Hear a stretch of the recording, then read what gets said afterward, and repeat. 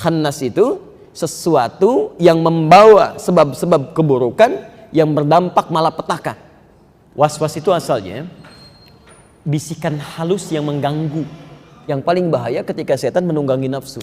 Maka maksiat itu, punya keinginan kuat jangan sampai gagal dilakukan. Itu yang paling berbahaya. Betapa orang mencuri direncanakan dari awal, itu nafsu berkolaborasi dengan setan. Itu yang paling berbahaya. Makanya ada pembunuhan dan pembunuhan berencana. Yang kedua itu setan sudah terlibat jauh di dalamnya.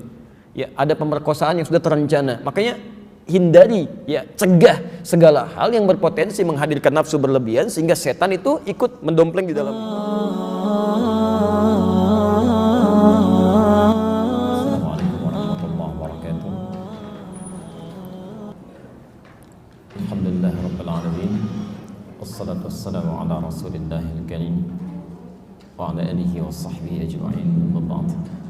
فيا عباد الله أوصي نفسي وإياكم بتقوى الله فقد فاز المتقون فلا تموتن إلا وأنتم مسلمون فقال تعالى يا أيها الذين آمنوا اتقوا الله حق تقاته ولا تموتن إلا وأنتم مسلمون.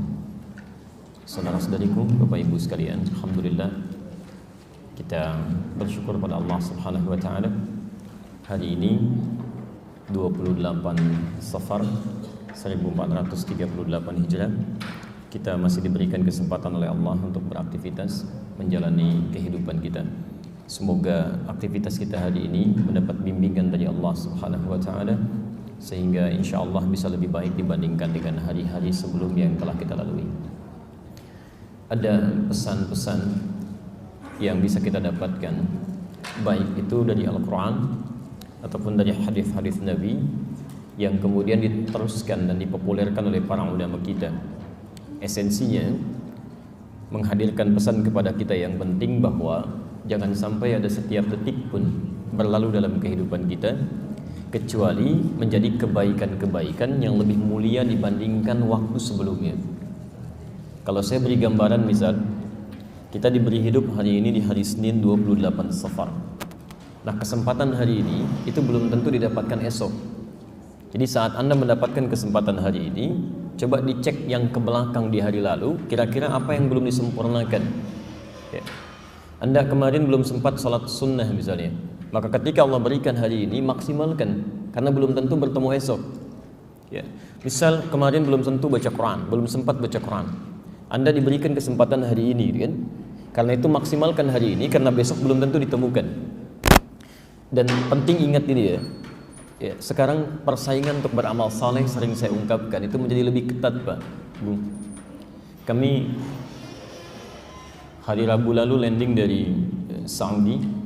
Saya perhatikan, Masya Allah, sekarang di Masjid Nabi An-Nabawi, kemudian di Masjidil Haram di Makkah Al-Mukarramah, orang untuk berlomba-lomba mendapatkan pahala-pahala kebaikan dalam sholatnya. Itu Masya Allah, Pak, luar biasa, Bu. Saya beri gambaran gini, misal ada orang-orang yang bukan 1-2 orang, Pak, ya, banyak orang yang mengenakan pakaian barangkali dalam konteks kita saat ini yang sering kita lihat itu layak digunakan untuk kain pel mungkin menurut kita. Jadi pakaiannya sangat luar biasa, tidurnya hanya di pelataran-pelataran Al-Haram, di Masjid Al-Haram, ya. Tapi ternyata ketika digali lebih jauh, orang-orang ini setiap mendapatkan bagian dari kehidupannya, dia coba sisihkan yang paling banyaknya. Yang penting dia bisa makan, minum cukup, dia simpan, dia simpan, dia simpan. Pakaian bagus dia jual, barang-barang bagus dia sisihkan, segala yang baik dia tepikan. Yang penting seadanya dia dapatkan, karena punya cita-cita ingin sholat, sekali sholat dapat 100.000 lebih baik dibandingkan yang lainnya. Anda bisa nggak bayangkan ya, ada orang-orang demi sholat saja dia bisa menyimpan segala kemewahannya untuk mendapatkan ridha Allah Subhanahu wa taala. Yang bahkan menurut sementara orang mungkin dikucilkan gitu kan. Dia tinggal di tempat yang hotelnya tidak bagus, bahkan nggak ada hotelnya. Pakaian cuman seperti ini. Jadi Anda jangan pernah memvonis atau menduga orang-orang yang terlihat sederhana. Maaf ya, maaf sekali lagi, barangkali orang-orang kekurangan. Menurut Allah mungkin terbalik gitu. Ya, barangkali menurut Allah kamu nih yang tampil bagus, pakaian mewah, segala lengkap, tapi ibadah kamu masih kurang. Karena itu saya berikan lagi kesempatan untuk dimaksimalkan. Karena itu bertakwalah kepada Allah. Ada banyak hal yang semestinya perlombaan kita menjadi semakin serius di hari-hari ini. Ya. Saya bahkan pernah ke wilayah Telas itu di bagian Indonesia, di Jawa Tengah, Lasem ke atas gitu ya. Telas, ya. Jadi di Google aja nggak akan ada itu. Silakan buka, Telas tuh habis dia. Itu masya Allah, saya pernah kisahkan ini. Jadi ada seorang Pak Bu perawat kambing, penggembala kambing yang kami datangi ke sana. Ya, saya dengar informasinya, begitu datang ke sana, ya, kambing-kambingnya itu ada yang baru datang, saya lihat ditutup pakai botol aqua tuh, potongan aqua yang agak besaran itu, ya, ditutup mulutnya. Saya tanya, ini kenapa kambingnya? Sakit ya? Oh enggak, katanya, Gus, ini enggak sakit. Ini kami baru beli di tempat kami beli, kami datangkan ke sini, kami tutup mulutnya dari kandang dia di sana sampai ke sini supaya di jalan tidak makan yang bukan haknya. Anda kebayang nggak orang desa di ujung bukit yang hidupnya sebulan cuma 100.000, jangankan lisannya, mulut kambingnya ditutup supaya nggak ngambil yang bukan haknya. Anda tinggal di tempat yang luar biasa nyamannya, keadaannya juga cukup baik, Allah berikan kemudahan untuk ibadah gitu kan. Coba cek berapa banyak dalam sehari kita membuang kosakata kita untuk hal yang tidak penting. Jadi ada banyak hal yang sekarang perlu kita renungkan karena suatu saat kita akan pulang. Ya. Karena itu Bapak Ibu sekalian, kami ingin mengajak, mari kita lebih bersabar untuk meningkatkan diri, keimanan kita kepada Allah Subhanahu wa taala, karena sekarang persaingannya begitu ketat ya. Ya. Baik, di antara yang bisa menghambat kita untuk lebih baik dalam pandangan Allah adalah penyakit-penyakit yang dibawa oleh setan yang dihadirkan kepada nafsu dalam bentuk was-was. Penyakit inilah yang coba kita harus bersihkan, kita tepikan supaya jiwa kita selalu dalam keadaan baik dan bisa mendorong kepada kebaikan-kebaikan. Kajian tentang ini dikhususkan oleh para ulama mengambil istilah Quran di surah ke-91 itu ayat 7 sampai dengan ayat 10 yang pernah kita kupas gitu ya. Wa nafsin wa ma sawwaha fa alhamaha fujuraha wa taqwaha qad aflaha man zakkaha. Dari kata zakka di sini, zakka kan? Ya, sungguh bahagia, tenang, nyaman, aflah, orang yang bisa membersihkan jiwanya. Zakka menyucikan, membersihkan. Kalau Anda ingin berusaha untuk membersihkan itu, maka rumusnya kalimatnya ditambah tak di depannya. Kalau sudah muncul tak, huruf sebelum akhir, kemudian ada huruf iya-nya. Ya. Maka dari kalimat zakka menjadi tazkiyah, bentuk isim masdarnya. Apa yang disucikan? Keadaan jiwa. Jiwa dalam bahasa Arab disebut dengan nafas. Dari sini muncul kajian namanya tazkiyatun nafas. Ya, seperti pernah kita bahas di awal pertemuan, ini sekedar mengingatkan. Ya. Jadi mohon maaf. Jadi bagian dari ibadah kita, salah satu yang terpenting, bukan hanya kita menunaikan sholat dengan baik, kemudian membaca Quran dengan benar, tapi juga ada tuntutan dari Al-Quran untuk selalu mengoreksi keadaan jiwa kita, sehingga ketika sholat kita menjadi tenang. Ketika baca Quran, keadaan bacaan kita menjadi lebih nyaman. Ya, tidak sedikit orang kelihatan sholatnya panjang, tapi hatinya sebetulnya sedang bergejolak. Dan tidak sedikit orang yang sedang baca Quran terlihat seperti fasih bacaannya, padahal suasana jiwanya sedang tidak tenang. Karena itu di antara fungsi Nabi SAW diutus sebagai Rasul, salah satunya untuk bisa membimbing umatnya, membersihkan keadaan-keadaan jiwanya. Misal Quran surah kedua Al-Baqarah ayat 151. Posisi paling kanan sebelah bawah. Kama arsalna fikum, ya, sebagaimana kami telah mengutus seorang rasul dari kalangan kalian. Ya, hati-hati. Rasulan minkum yatslu alaikum ayatina. Sebagaimana kami telah mengutus rasul, seorang rasul pada kalian dari kalangan kalian, yatslu alaikum ayatina, yang punya tugas membawa ayat-ayat kami, menyampaikan petunjuk hidup. Izin ya Pak, Bu, saya coba turunkan lebih detail sedikit saja. Ya. Jadi setiap rasul diturunkan atau nabi diutus, itu selalu Allah titipkan petunjuk yang dengan itu dimintakan disampaikan pada umatnya, tujuannya supaya hidup umatnya mudah. Ya. Saya lompat sedikit ya, agak pelan-pelan. Saya beri contoh misal, manusia pertama yang diturunkan ke bumi siapa? Nabi Adam ya, baik. Agak cepat sedikit. Ketika Adam diturunkan ke bumi pertama kali, itu oleh Allah langsung diberikan paket petunjuk hidup. Supaya dengan paket petunjuk ini, hidup beliau akan dijalani dengan lebih mudah, nyaman. Ya, misal, Quran surah kedua ayat 38. Posisi paling kanan sebelah atas. Qulna bitu minha jami'a. Kami firmankan sekarang semuanya turun ke bumi. Adam turun, istrinya turun, jalani kehidupan baru di muka bumi. Tapi firmannya tidak cukup sampai sini. Diteruskan. Fa imma ya'tiyannakum minni huda. Maka jika nanti dalam kehidupan di bumi ada petunjuk kami diturunkan, lihat kalimatnya disebut dengan hudan. Hudan. Quran surah kedua Al-Baqarah ayat 38. Fa imma ya'tiyannakum minni hudan. Kalau petunjuk kami nanti kamu dapati saat menjalani kehidupan di muka bumi, ini. Faman tabi'a hudaya, maka siapapun yang mengikuti petunjuk-petunjuk kami ini, kata Allah, siapapun yang mengikuti petunjuk-petunjuk kami ini, fala khaufun 'alaihim wa la hum yahzanun. Maka kata Allah, saya jamin, ini yang jamin Allah ya. Maaf kalau yang jamin manusia itu belum tentu benar jaminannya. Sekarang bilang A, besok bisa berubah. Yang punya kedudukan sekarang mengatakan A, besok ketika berganti kedudukan bisa berubah. Tapi kalau Allah sudah menjamin sesuatu tidak akan berubah sampai kapanpun. Sekarang perhatikan jaminannya. Fala khaufun, kata Allah, orang yang mengikuti petunjuk kami hidupnya tidak akan pernah gelisah, tidak akan galau.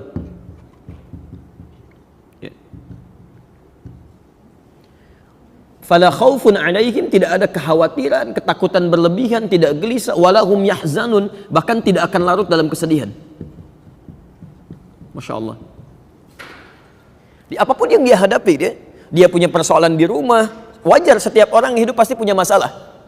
Tapi ketika persoalan dihadirkan, dia tidak larut dalam kegelisahan. Kan ada orang yang masalah tidak serius saja sudah gelisah jiwanya kan? Ya, lihat langit mendung sudah gelisah, gitu kan? Masya Allah, macam-macam dan sebagainya. Ini tidak. Jadi masalah besar jadi kecil, masalah kecil pun tidak menjadi besar, dan tidak ada rasa-rasa yang larut dalam kesedihan dalam jiwanya. Bahkan yang luar biasa, Quran surah kedua ayat kelima, posisi paling kiri sebelah bawah.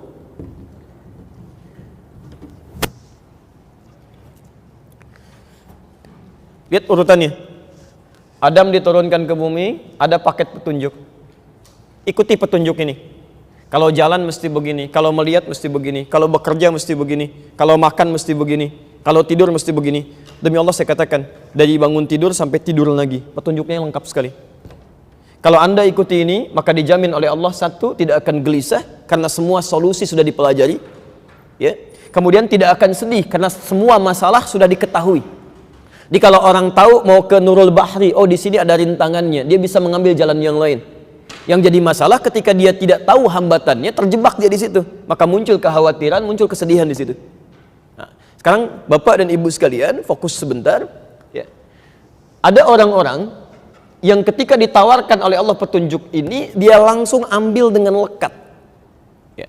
Saya beri contoh. Ini apa? Spidol ya. Posisi spidol berada di mana? Bukan di meja tapi di atas meja. Oke, di atas meja. Sekarang perhatikan, posisi di atas meja. Ada jarak tidak dengan meja? Ada ya. Kalau ada benda di atas begini, dengan di bawahnya ada jarak, ini disebut dengan fauqa namanya. Fauqa. Fa waw qaf. Ada jarak di atasnya. Ya, jelas di sini? As-sama fauqal ardi. Langit di atas bumi. Ya, kalau dempet seperti ini, nempel pelan-pelan, ini spidol nempel dengan mejanya, maka kalau sudah berada di atas tapi menempel begini, erat lekat seperti ini, maka kalimatnya berubah dari fauqa menjadi ala. Jelas ya? Ala, al-qalam ala al-maktab. Ini spidol berada di atas meja tapi nempel begini. Sekarang Masya Allah, ada orang-orang yang hidupnya melekatkan pada petunjuk Allah, nggak mau jauh dia, nggak mau ada jarak, dia mau nempel dengan petunjuk Allah. Maka dilukiskan oleh Allah di Quran surah kedua ayat kelima itu, ulaika ala hudan mir rabbihim. Ya. Jelas?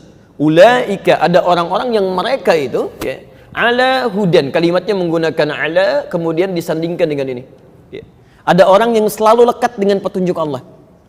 Masya Allah, dia jalan aja lihat, dia gunakan pandangannya untuk melihat tapi tidak sembarang lihat. Ya bagaimana Allah menuntun pandangannya untuk melihat. Jadi yang kata Allah boleh lihat, dia lihat. Kata Allah nggak boleh lihat, dia akan palingkan. Ya, Masya Allah, dia dengar, betul, semua orang sama mendengar sepanjang punya pendengaran. Tapi orang ini karena lekat dengan petunjuk Allah, nggak semua dia dengar. Yang baik-baik dia dengar, yang nggak baik dia tepikan. Lisan fungsinya untuk bicara, semua orang punya potensi bicara. Tapi orang ini, yang baik dia sampaikan, yang tidak dia tepikan. Ini.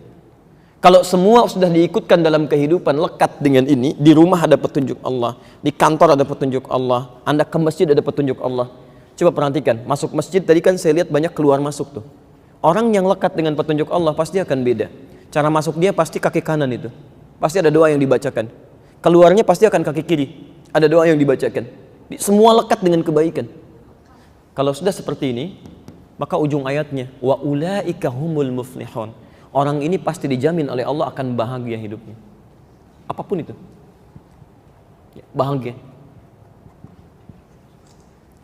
Jadi kalau dalam kehidupan kita ada orang-orang yang kurang bahagia, larut dalam kegelisahan, senantiasa ratap dalam kesedihan, boleh jadi yang salah bukan masalah hidupnya, yang keliru petunjuknya tidak pernah dipelajari. Jelas di sini? Nah, sekarang Nabi Muhammad SAW ketika diutus oleh Allah Subhanahu Wa Taala, ya Nabi terakhir, ini kan Adam ya. Saya lompat lebih cepat supaya mudah untuk dipahami. Nabi Muhammad SAW ketika diutus oleh Allah, Nabi yang terakhir, itu pun sama diberikan paket petunjuk supaya disampaikan kepada umatnya sehingga membuat kehidupan umatnya lebih mudah. Maka ditegaskan di Quran surah kedua Al-Baqarah ayat 185, posisi paling kiri di pertengahan.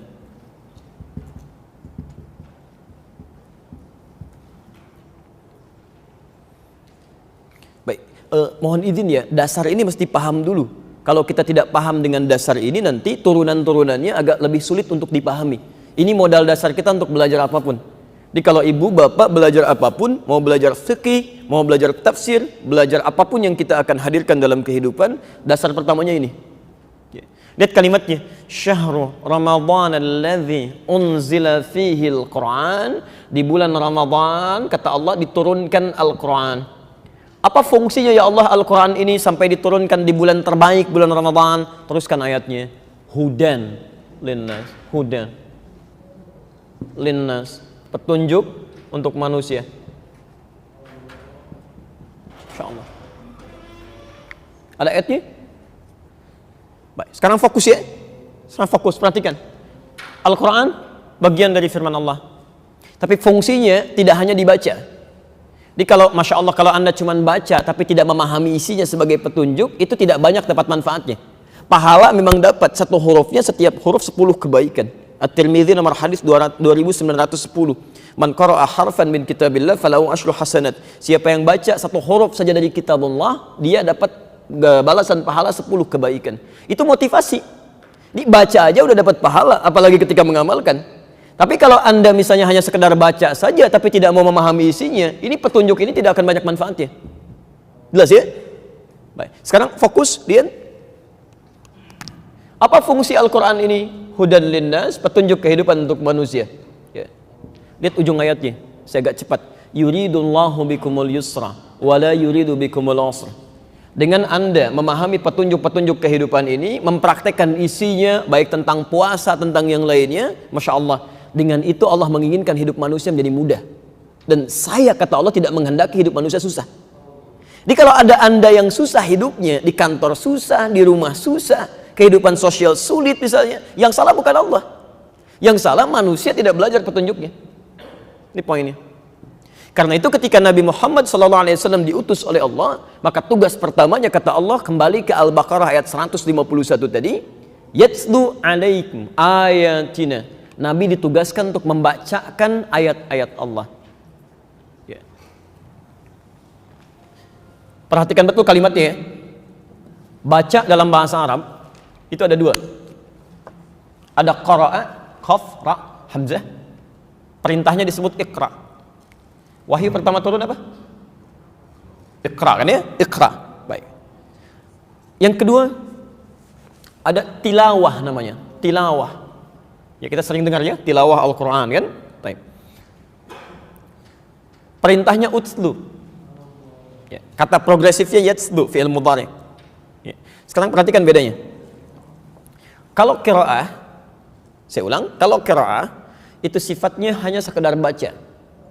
Baca saja, tidak menuntut paham.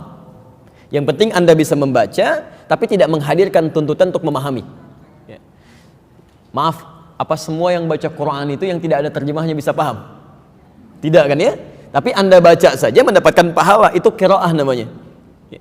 Tapi kalau Bapak Ibu misalnya sudah mulai membaca, kemudian memahami isinya, setelah itu mengamalkan kandungannya, baca, pahami, amalkan, maka katanya berubah dari qiraah iqra menjadi tilawah. Utslu. Ya. Di tilawah itu baca, pahami, amalkan. Sekarang perhatikan. Ketika wahyu pertama diturunkan oleh Allah kepada Nabi, kalimatnya menggunakan kata iqra, bukan tilawah. Masya Allah, ini luar biasa. Ya. Kata orang bertanya, kenapa bukan kalimat tilawah tapi iqra qiraah? Kata para ulama, untuk menegaskan sifat ummi Nabi, yang jangankan paham, baca aja nggak bisa. Jadi kalau ayatnya turun begini, utslu misalnya, itu salah ayatnya. Ya. Jadi Nabi itu jangankan paham, baca aja nggak bisa. Makanya ketika turun ayat pertama kali menggunakan iqra. Jadi begitu turun, Nabi mengatakan, ma'ana biqari, saya jangankan paham, baca aja nggak bisa. Kata Nabi, saya nggak bisa baca.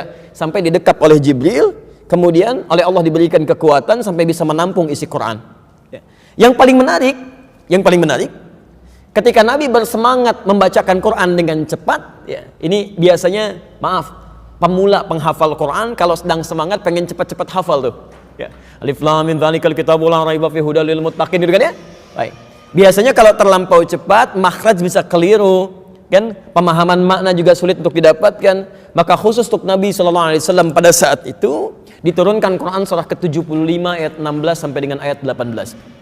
Ya. La tuharnik bihi lisanaka lita'jala bih. Muhammad, jangan engkau cepat-cepat menggerakkan lisanmu sekedar ingin mendapatkan bagian dari Quran itu. Ya. Inna alaina jam'ahu wa qur'anah. Kami yang akan himpun isi Quran keseluruhan dalam jiwamu. Lalu kami bacakan. Ya. Baik, pelan-pelan. Fa idza qara'nahu fattabi' qur'anah. Kalau kami sudah sampaikan isi Quran di jiwamu, maka ikuti bacaannya, sampaikan pada umatmu. Nah, sekarang lihat tuntutannya ya, lihat tuntutannya. Nabi Muhammad diutus, diberikan petunjuk, lalu petunjuk itu ditanamkan oleh Allah dalam jiwanya kan ya. Sekarang perhatikan, ketika dimintakan itu disampaikan pada umatnya, berubah perintahnya dari qiraah menjadi tilawah. Saya ulang ya. Maaf, sampai sini masih paham insyaallah? Terlalu cepat tidak? Tidak ya? Baik. Sekarang fokus sebentar ya, saya mau urutkan sebentar supaya paham runtutan pembahasannya. Jadi ketika ayatnya sudah diturunkan, ada dalam jiwa Nabi, diminta disampaikan pada umatnya. Nah, saat diminta disampaikan ini, dibimbing oleh Allah, kalimatnya berubah dari qiraah menjadi tilawah. Yatslu alaikum ayatina. Artinya Nabi ditugaskan tidak hanya menyampaikan, misal turun ayat tentang sholat, wa aqimus sholah, dirikan sholat. Tapi Nabi diminta oleh Allah sekaligus menjelaskan, begini cara sholatnya. Dari mulai wudhunya, takbirnya, sampai dengan salamnya. Jadi Nabi diminta menjelaskan sampai umat itu paham betul bagaimana memahami tuntutan-tuntutan dalam Al-Quran. Jelas di sini? Baik. Karena itu Bapak Ibu sekalian, maaf, pertama saya ingin coba luruskan dulu. Berinteraksi dengan Al-Quran, membaca saja itu bagus. Tapi tuntutan lebih dari Al-Quran itu minta dipahami, bukan sekedar dibaca. Ya, baca itu wasilah untuk memahami. Anda baca Quran, itu tujuan utamanya untuk mendapatkan informasi dalam Quran. Kita baca Al-Quran untuk mendapatkan informasi, kita terapkan dalam kehidupan. Makanya orang tua kita dari dulu, itu selalu menganjurkan kita untuk bertilawah Quran. Silahkan cek, begitu ada acara kan yang baca Qori kan, selalu di sampingnya ada yang membacakan tilawah, terjemahannya supaya kita paham. Siapa namanya itu? Tuh, Sari Tilawah. Mungkin pertama kali menerjemahkan Bu Sari gitu ya. Makanya Sari Tilawah gitu. Baik, di Arab tuh nggak ada Sari Tilawah ya. Tilawah saja cukup ya, tilawah. Mungkin kalau Pak Adi yang tilawah mungkin jadi Adi Tilawah gitu ya. Baik, teman-teman, sekarang perhatikan konsepnya. Ya, saya beri contoh gini paling gampangnya. Itu kalimat-kalimat ibadah di Quran. Ketika diminta dipelajari, kalimatnya menggunakan tilawah. Salat misal. Kita salat 5 waktu paling wajib ya. 17 rakaat setiap hari, itu yang wajib. Masya Allah, kalimat sholat itu dibuka dengan kata tilawah. Quran surah ke-29 ayat ke-45. Quran surah ke-29 ayat ke-45. Perhatikan kalimatnya, utslu ma uhya ilaika minal kitab. Utslu ma uhya ilaika minal kitab. Bukan iqra tapi utslu. Silahkan cek mushaf terjemah, diterjemahkan apa di situ? Di mushaf terjemah diterjemahkan apa? Bacalah. Ada yang lain selain bacalah? Saya yakin tidak ada. Kalau terjemahannya bacalah, iqra diterjemahkan apa? Baca juga gitu ya. Apa perbedaan di antara keduanya? Tadi rumus yang telah kita pelajari. Maksud saya begini, saya uraikan bahasanya, begitu Bapak Ibu baca Quran, sudah paham arahnya kemana gitu ya. Jadi ketika kita mau sholat, perintahnya bukan iqra tapi utslu. Utslu ma uhya ilaika minal kitab. Baca dulu segala ketentuan yang diwahyukan kepada Nabi Muhammad yang tercantum dalam Alkitab. Kaidah sholat. Tapi bukan cuma baca, ya. Pahami isinya, pahami bacaannya, pahami gerakannya. Setelah paham itu baru amalkan. Makanya setelah itu muncul kalimat wa aqimis shalah, tunaikan salat sesuai dengan apa yang telah dipahami itu. Sekarang coba cek ya, mohon izin ya, mohon izin. Dari sekian salat yang telah kita tunaikan sampai siang ini, berapa bacaan salat, berapa persen bacaan salat yang sudah dipahami? Jangan-jangan salat tapi nggak paham yang dibacakan. Ruku nggak ngerti yang dibaca. Sujud gak paham yang diungkapkan. Bagaimana sholat kita bisa khusyuk? Ini baru satu kalimat ya. Jadi bahasa Quran itu mengandung nilai yang tinggi karena mukjizat, ada pesan yang dalam di situ. Ya. Nah, jadi yang ingin kami sampaikan, masalah apapun dalam hidup, baik persoalan ibadah ataupun persoalan kehidupan, pertama kembalikan kepada Al-Quran. Nah, sekarang kita dihadapkan pada persoalan membersihkan jiwa. Sudah kita ambil tentang teori pertama, penyakit hati, ya, yang kita spesifikkan kepada penyakit iri dan dengki. Kita sudah masuk pada bab bagaimana mencegah atau mengobati penyakit iri hati. Ya, pertemuan terakhir kemarin kita sudah sampai pada mencegah ya. Ya, nanti saya coba simpulkan sedikit. Ya. Maaf, kaidah pembelajaran ini tidak akan mengambil pada referensi di luar Al-Quran, karena kaidah kita lihat Quran dulu. Baru lihat bagaimana Nabi menerangkan kepada kita. Karena Allah yang tahu tentang kita, kita harus bertanya kepada Allah Subhanahu Wa Taala dan tuntunan Nabi-Nya, ya, dan tuntunan Nabi-Nya. Pelan-pelan. Ada mencegah, ada mengobati, itu beda. Hati-hati Pak ya, Bu, jangan sampai nanti kita banyak berdiskusi tentang ini, tak sadar kita pun sedang terinfeksi penyakit hati. Bagaimana cara mengeluarkannya nanti? Ya. Oh, ini ada tutup gelas, mau ditutupkan ke sini, saya cegah. Jangan ditutup, biar aja terbuka. Gelas? Kemudian sudah tertutup begini, coba buka, kemudian saya buka. Ada bedanya? Baik, yang pertama mencegah sesuatu untuk datang ke sini, ditutupkan. Yang kedua melepas yang di dalam supaya terbuka. Ada orang yang belum terkena penyakit hati, tapi juga rentan didatangi oleh setan penyakit itu, sehingga harus dia cegah di awal supaya dia tidak terinfeksi penyakitnya. Tapi nanti yang kedua ada orang-orang yang memang sudah terjangkiti penyakit iri hati yang harus dikeluarkan dari jiwanya. Bagaimana Al-Quran membimbing kita untuk mencegah penyakit hati datang, sekaligus mengeluarkan penyakit ini jikalau itu telah menginfeksi diri seorang manusia. Ini materi yang akan kita ambil dalam pertemuan kita di siang ini. Kita keluarkan dulu ayatnya. Kita belum mulai ya, tadi baru muqaddimah, sekarang baru kita mulai materi kita. Saya lihat tadi masih banyak yang datang gitu ya, masuk keluar masuk, sehingga saya pikir perlu diantarkan dulu supaya saya tidak mengulang. Ya. Baik, satu. Quran surah kedua Al-Baqarah. Boleh saya tuliskan? Oke. Bismillah.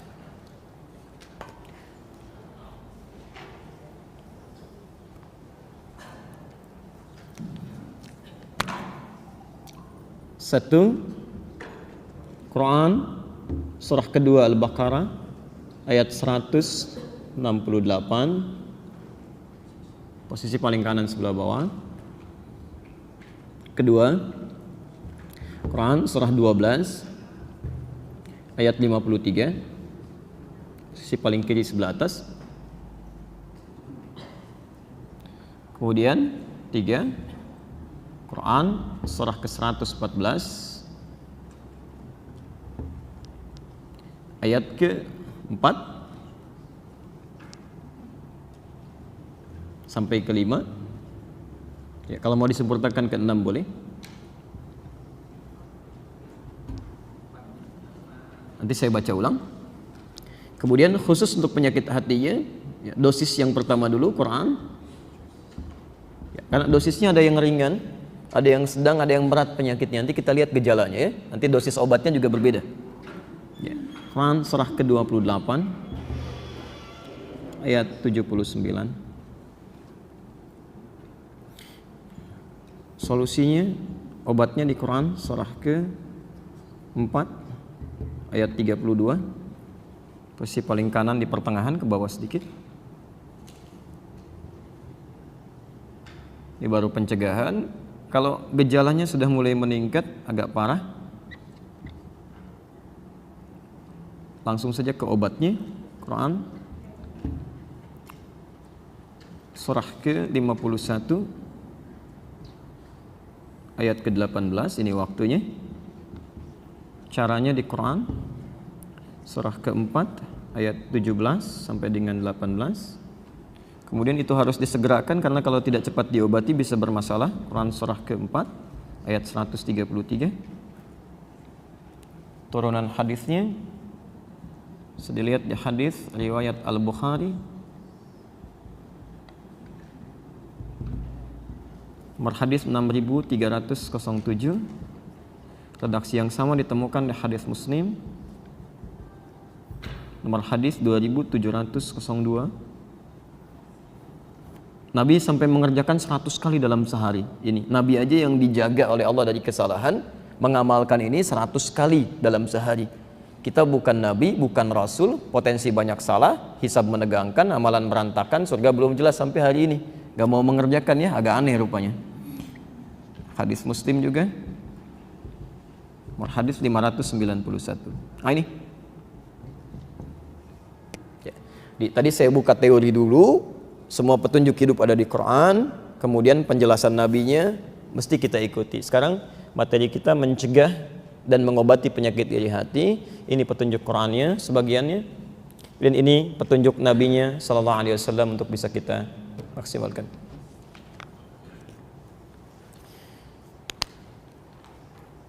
Insya Allah saya tidak akan hapus ya, karena waktu kita terus berputar, terus berjalan. Maka saya mohon izin langsung menerangkan yang sudah saya sebutkan ayatnya, saya langsung contreng nanti ya.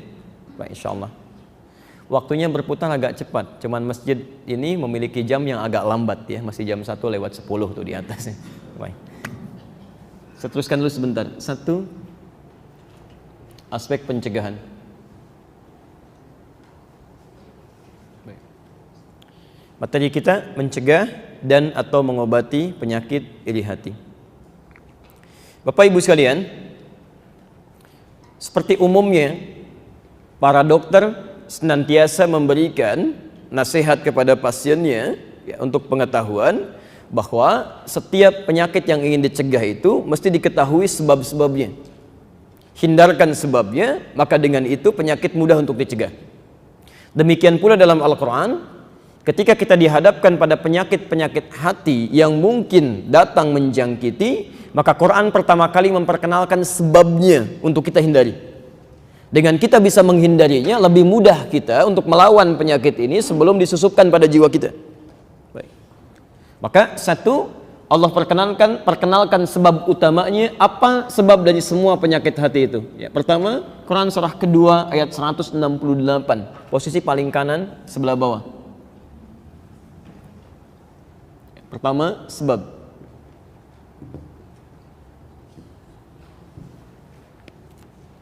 Agak cepat ya. Baik.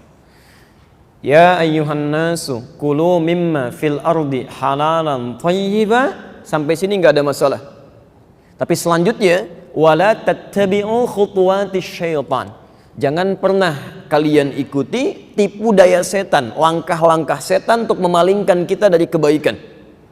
Pelan-pelan. Di pertemuan lalu sudah saya bahas tentang kalimat khutuwat dengan sangat detail, jadi saya tidak perlu mengulang kembali. Ya. Di sini poinnya adalah Quran memberikan pesan bahwa sebab-sebab keburukan yang mungkin terjadi itu sumbernya pada intinya satu, bermuara pada satu hal. Ini setan.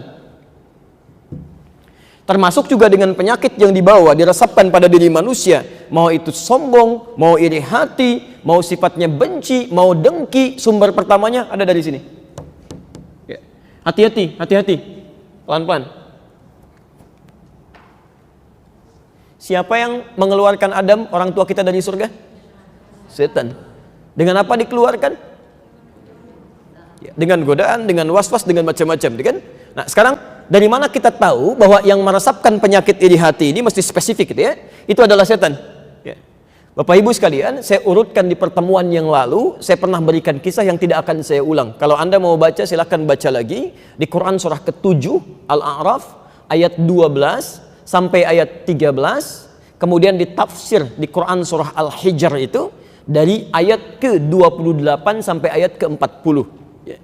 Intinya, mohon maaf, intinya Adam diciptakan oleh Allah, diberikan tugas yang sangat istimewa menjadi khalifah.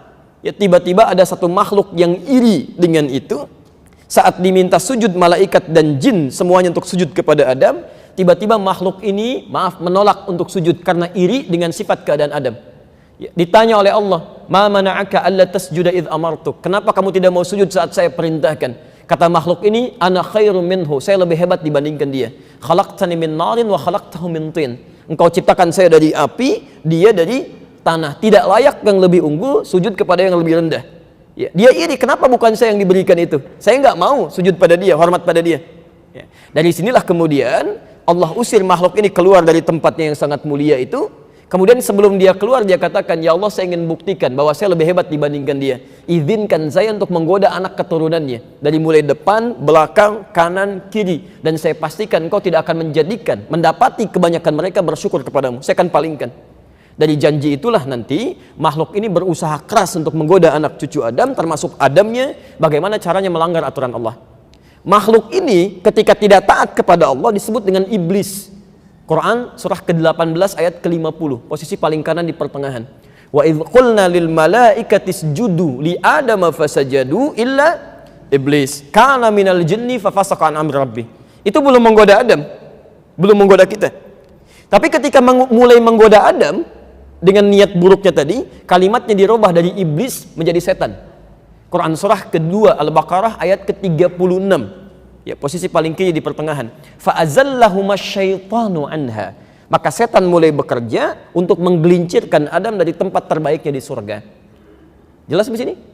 Maka ketika Adam turun ke muka bumi pun, dia berkata kepada Allah, "Saya akan pastikan semua anak keturunannya pun akan saya goda." Maka Bapak Ibu sekalian, pertama mesti kita pahami, segala sumber keburukan yang mungkin dilakukan manusia, pertama mengerucut kepada makhluk ini. Jelas ya? Nah, karena itu kita mesti kenali setan ini. Kalau Anda nggak kenal setan, cara dia menggoda kita bagaimana kita bisa menghindarinya? Ya. Saya sering katakan begini kan, setan disebut oleh Quran sebagai musuh yang nyata. Kita nggak kenal kekuatan musuh, bagaimana strategi dia menggoda kita? Kalau kita tidak kenali, bagaimana bisa menghindarinya? Anda jalan ke sini tadi saya ilustrasikan, di depan ada hambatan-hambatan, ada kulit pisangnya, ada lubangnya, ada sebagian yang tertutup rapat. Kalau Anda tidak kenal dengan semua itu petanya, bagaimana kita bisa menghindarinya? Saya lihat di sini ada semacam kelemahan ya dalam pembelajaran kita pada umumnya. Itu sering belajar yang baik-baik, tapi jarang belajar yang dianggap tidak baik, sehingga tidak siap ketika mengalami masalah. Ada sahabat Nabi namanya Hudzaifah al-Yamani. Ya, Hudzaifah ini Masya Allah, itu selalu belajar secara paradoks. Jadi kalau ada sahabat lain tanya yang baik-baik, "Ya Rasulullah, bagaimana di surga? Bagaimana nikmat kubur? Bagaimana hisab yang baik?" Ini Hudzaifah bertanya sebaliknya, "Ya Rasulullah, bagaimana neraka? Ya Rasulullah, bagaimana siksa kubur? Ya Rasulullah, bagaimana kesulitan dalam hisab?" Orang protes, "Ya Hudzaifah, kenapa kamu tanya yang seperti itu? Kan tanya yang enak-enak aja." Perhatikan jawabannya. Kalau bertanya kepada yang enak-enak, semua akan mudah menanyakannya dan bisa menitinya. Tapi kalau kita tidak ketahui rintangannya, bagaimana kita bisa menghindarinya? Kamu belajar masuk surga, bertanya tentang surga, ingin masuk surga. Tapi kalau tidak pernah tahu tentang neraka, bagaimana cara kita menghindarinya? Maka prinsip ini kemudian dibenarkan oleh Nabi, ditularkan kepada sahabatnya, diajarkan pada kita. Ketika anak-anak kita belajar tentang malaikat, pandai sampai tahu namanya 10 tuh. Ya, yang 10 saja, yang lain barangkali belum diketahui kan? Tapi tidak diketahui lawannya. Malaikat itu punya lawan, namanya setan. Dan dua-duanya di Quran diulang dengan jumlah yang sama. Malaikat disebutkan 88 kali, setan disebutkan 88 kali. Malaikat bertugas mendorong sifat takwa yang baik-baik. Sedangkan setan bertugas mendorong nafsu yang buruk-buruk. Takwa disebutkan di Quran 115 kali, nafsu disebutkan 115 kali. Jadi ketika Anda punya potensi baik didorong oleh malaikat, saat bersamaan setan pun mendorong Anda pada keburukan. Paling gampang begini ya. Saat Anda dengar azan nih, Allahu Akbar, Allahu Akbar, bukankah jiwa yang lain mengatakan cepat siap-siap? Sudah azan, pernah ada dorongan itu? Awas hati-hati kalau nggak ada dorongan itu sedang tidak normal itu. Ya. Harus ada gitu, harus ada. Hati-hati, non muslim saja ketika mendengar adzan itu ada getaran tuh. Ada getaran tuh. Ya, walaupun dia mencari sesungguhnya, pada jiwanya dia mencari. Jadi ketika Anda mendengar Allahu Akbar gitu kan, di hatinya mengatakan cepat siap-siap, sudah adzan, sudah adzan. Begitu selesai adzan, tiba-tiba hati yang lain berkata, tenang, baru adzan, belum qomat. Pernah ada situasi itu? Muncul gitu kan. Dan itu kadarnya bisa beda-beda. Bisa dinaikkan tuh. Ya. Saya seringkan ilustrasikan kan, para ibu sedang belanja kan di mall misalkan. Ya adzan, begitu adzan berkumandang mungkin ayo, ukhti yuk kita sholat dulu yuk, sudah adzan nih. Jalan tuh. Tapi setan nggak akan berhenti di situ. Dia akan masuk pada suara-suara penjualnya itu. Masuk kepada Masya Allah mic-nya, menyampaikan kepada Anda semuanya misal, ayo diskonnya naik 90%, barang-barangnya begini-begini, dan itu persis yang sedang Anda cari. Kira-kira sholat dulu atau ditangguhkan dulu tuh? Tidak mudah kan ya? Nah, maka hati-hati ya. Makanya sekarang ya, Mas ya, saya sampaikan Pak, bersabar dalam kebaikan itu tidak mudah. Karena ternyata sabar pun dijadikan alat oleh setan untuk digunakan oleh orang-orang buruk. Sekarang pencuri bisa sabar Pak. Pencuri aja, koruptor bisa sabar tuh. Ya. Ada orang mau nyuri mobil tuh, congkel-congkel agak susah. Bos, susah nih bos, sabar aja terusin dikit. Sabar tuh. Jadi orang mau mencuri aja bisa sabar gitu ya. Maka kenapa Anda ketika ibadah belum bisa sabar? Orang mau nonton bola Bu, itu bisa sabar ditungguin sampai malam tuh. Kenapa Anda tahajud gak bisa sabar? Orang baca Al-Quran bisa sabar. Anda baca Al-Quran yang membawa kita pada kebaikan gak bisa sabar. Di kompetisinya tidak mudah gitu. Sifat baik aja bisa dibawa orang untuk keburukan. Kalau kita nggak berlomba dengan orang baik, dengan meningkatkan kebaikan, itu ketinggalan. Jelas sampai sini? Karena itu ingat sumber pertama siapa? Setan. Nanti satu saat kita belajar ya. Ada setan rumah, ada setan masjid, kan pernah saya sampaikan dulu ya. Hati-hati Pak ya teman-teman, itu di masjid pun ada setan, jangan dikira aman tuh. Ada penunggunya. Setan ada, setan masjid namanya Khanzab gitu. Dia tugasnya di Abu Daud nomor hadis 666. Dia punya 2 tugas tuh. Ingat betul ini ya, pahami betul ini. Tugas pertama menggoda orang sholat. Begitu Anda takbir kata Nabi, fayaqulu udhkur kadza. Dia akan berkata pada jiwa Anda, ingat ini ya, ingat itu ya. Makanya jangan pernah kaget ya. Saat Anda belum takbir itu tenang begini. Tapi begitu mulai bertakbir Allahu Akbar, itu otomatis akan banyak yang masuk dalam pikiran. Ini begini, ini begitu. Kenapa imamnya begini? Kenapa ini begitu? Muncul semua tuh. Ya. Bahkan kata Nabi, hatta la yash'urul musalli kam raka'atan yusalli. Sampai-sampai ada orang sholat itu sampai nggak sadar berapa rakaat sedang menunaikan sholatnya. Itu hadis tuh. Ya. Dan dalam kaidah ilmu hadis dan ilmu Al-Quran, ilmu tafsir, kaidahnya berkata begini. Kalau dalam satu keterangan tidak disebutkan siapa tokohnya, kapan kejadiannya, maka semua orang berpotensi mengalami hal serupa dengan masa yang berbeda-beda. Jadi setiap kita pun yang berada di sini itu punya potensi yang sama. Akan ada orang yang kena was-was sampai lupa berapa rakaat sedang menunaikan sholatnya. Jelas di sini? Baik. Yang kedua, izin Bu ya sebentar. Setan masjid salah satunya tugas yang kedua itu menggoda DKM masjid. Anda mesti hati-hati. Menggoda DKM masjid, mesti hati-hati. Ya, kami sedang menyusun insya Allah kaidah tentang fikih masjid. Ingat ya, nanti dalam hadis ada isyarat. Kalau masjid belum dibangun, mau jadi, itu semua terlibat. Senang, gak banyak masalah tuh. Paling dari orang-orang yang memang punya persoalan serius dengan keimanannya. Tapi semua umumnya semangat. Tapi kalau sudah jadi, kalimatnya dirubah langsung di Quran. Kalimatnya dibentuk dengan jama dan pemiliknya disebutkan masjid Allah. Masjid pertama Al-Baqarah ayat 114. Ya, wa man adzlamu mimman mana'a masajid Allah. At-Taubah Quran surah 9 ayat ke-18. Innama ya'muru masajidallah. Ya, masjid yang manapun kalau sudah dibangun, yang sudah jadi, kata Allah, itu punya Allah, punya saya. Maaf, kalau Bapak Ibu punya rumah, yang ngatur siapa? Yang punya rumah. Nggak mungkin Anda punya rumah yang ngatur saya. Ini nggak bagus Pak sofanya, tolong pindahkan ke sini ya. Toiletnya nggak cocok begini nih, harusnya kasih yang seperti ini. Mustahil, pasti ada yang ngatur.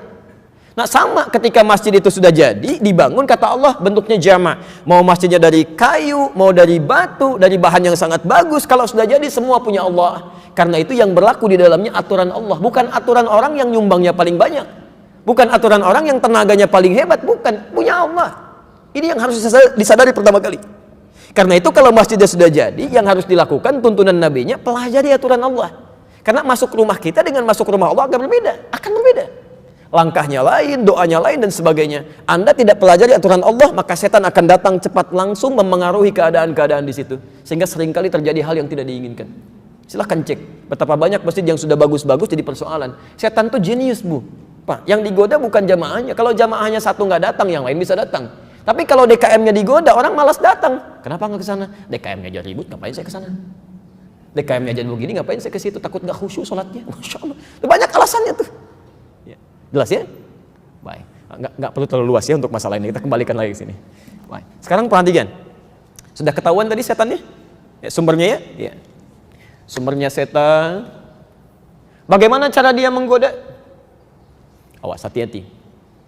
Ternyata isyarat di Quran, setan itu tidak memaksa. Cuma membangkitkan sisi dari diri kita yang berpotensi mengikuti keinginannya. Awas, hati-hati. Ya. Apa sisi yang dimaksudkan itu? Nafsu. Quran surah 12 ayat 53. Dia masuk lewat nafsu. Setan penyebabnya masuknya lewat nafsu. Perhatikan urutan penyakit fisik ya. Oh, flu nih. Ya, gejalanya sudah kelihatan, mulai bersin-bersin kan? Kan dilihat kan masuknya lewat mana begitu kan? Penyebabnya ini masuknya lewat mana? Ada virus Zika sekarang gitu kan? Lewat mana penularannya? Masuknya lewat mana? Nah, seperti kita mempelajari penyakit fisik yang diketahui masuknya lewat mana. Oh, di sini ada interaksi lewat nafas, lewat pembicaraan, lewat tangan, lewat macam-macam. Setan lewat mana masuknya? Pertama ini, nafsu.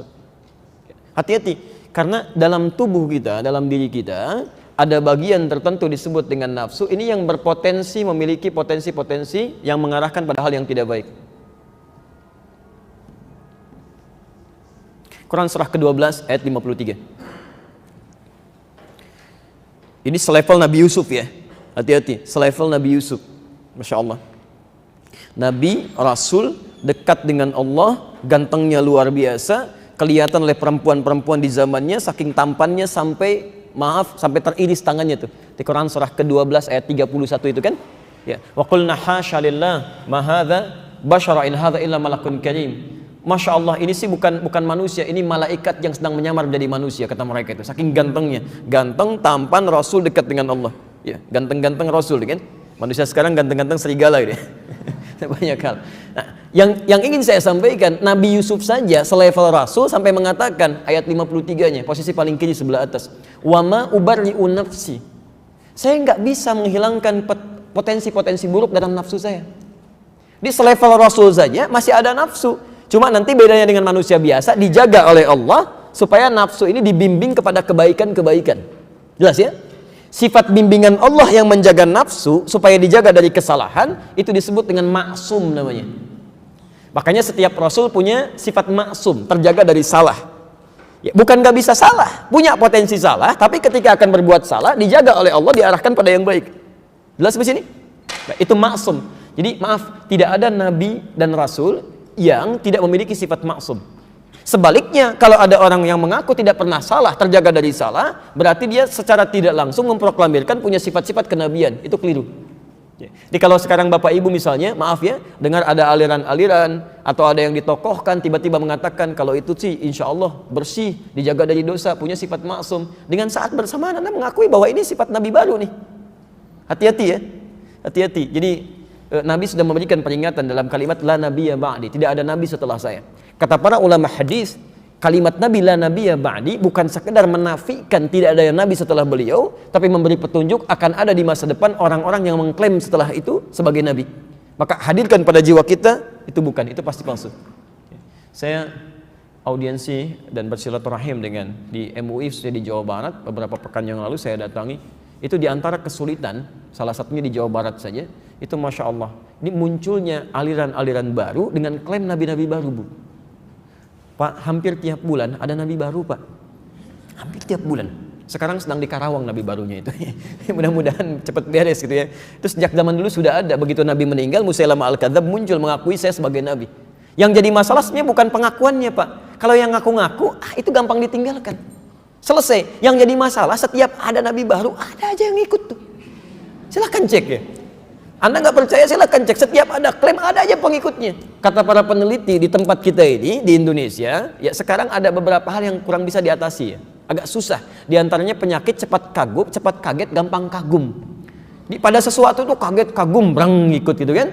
Ada mall baru, oh kesana rame, numpang kagum aja, belanja enggak, balik lagi gitu ya. Sama, ada nabi baru, ikut ke situ. Tapi ada aja pengikutnya. Dulu AM, pelatih bulu tangkis. Ya, Masya Allah ditangkap polisi ngaku nabi, kan diinterogasi. Kenapa kamu ngaku nabi? Saya ke Bogor Pak, dapat wahyu katanya. Anda bisa bayangkan orang ke Bogor dapat talas, dia dapat wahyu tuh pulang. Ya. Ada aja pengikutnya. Begitu ditangkap selesai keluar Bandung muncul tukang cukur bu. Ibu bayangkan tukang cukur ngaku nabi, tapi ada aja pengikutnya. Ya. Jakarta nggak mau ketinggalan. Ya. Bandung itu level biasa, Bogor level biasa. Ini ibu kota negara langsung malaikat Jibril LA gitu kan. Kemarin mau ngundang malaikat Jibril ke Monas katanya, Masya Allah. Ya. Tangkap oleh polisi juga diproses ya. Polisi kita jangankan teroris, malaikat ditangkap tuh. Ya. Jadi kita kembalikan ya. Kita kembalikan kemana setan membawa sumber-sumber penyakit ini yang paling mudah dia lakukan kepada nafsu. Kepada nafsu.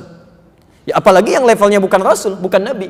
Ya karena tidak mendapatkan penjagaan mutlak dari Allah, kecuali kalau dia mau berlindung kepada Allah, mendekat dengan keimanan dan ketakwaan. Karena itulah kemudian baik. Sebentar, lihat teorinya. Tadi lawan dari nafsu apa? Masih ingat?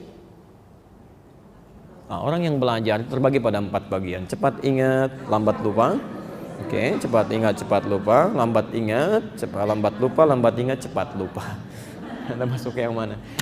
Lawan dari nafsu apa? Takwa. Baik. Perhatikan persamaan terbaliknya. Perhatikan ya, pelan-pelan.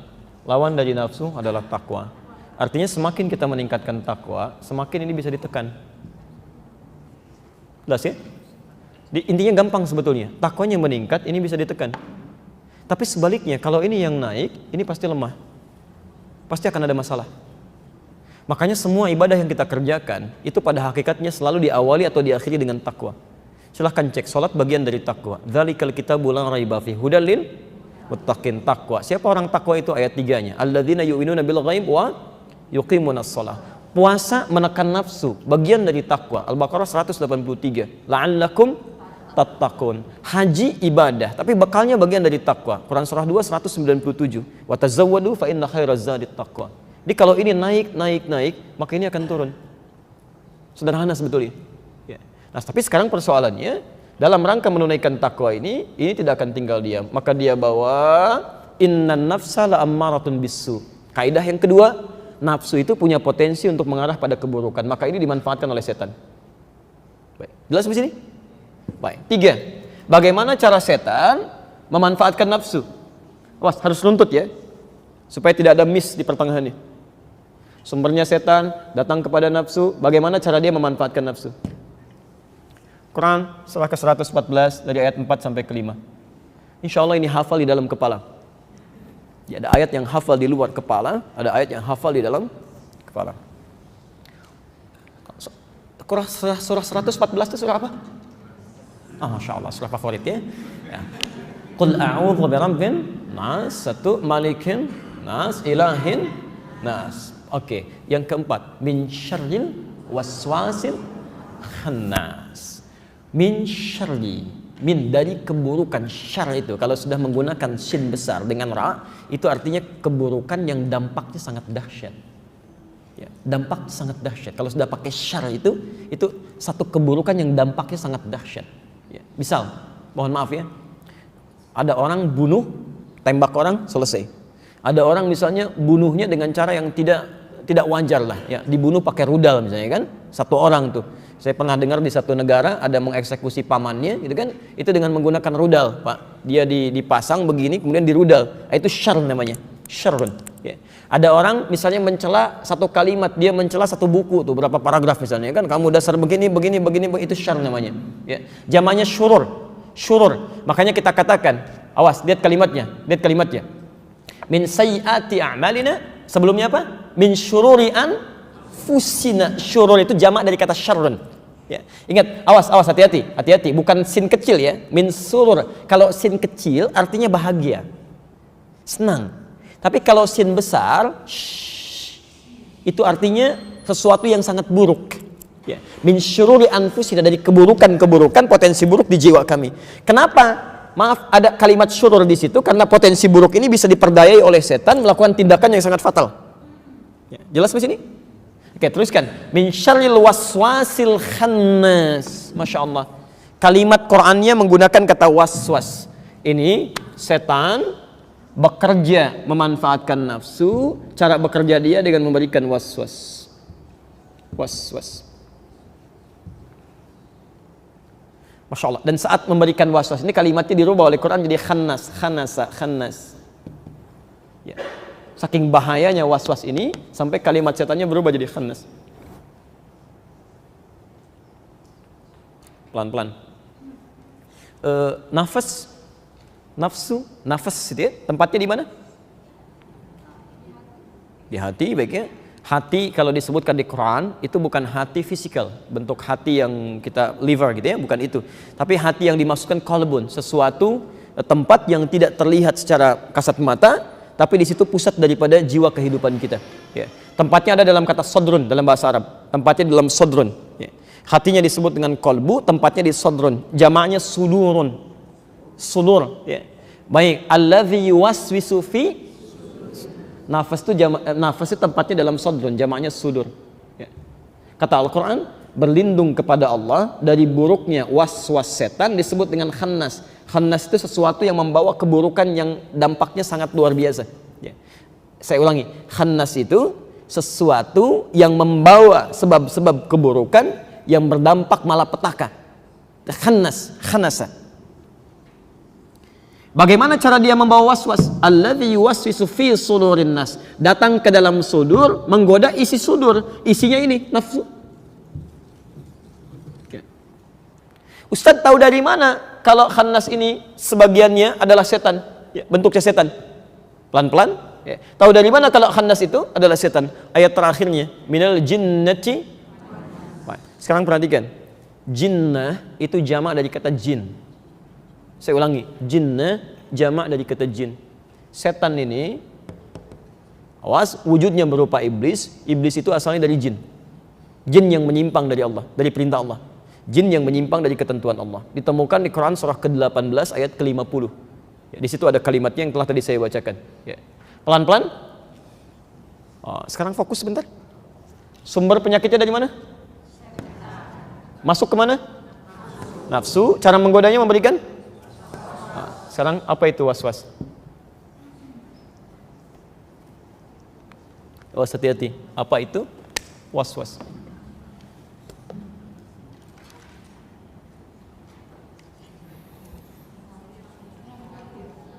Ya, baik. Supaya kita nggak ngarang, kita kembalikan kepada asalnya ya. Baik. Waswasa yuwaswisu. Ya.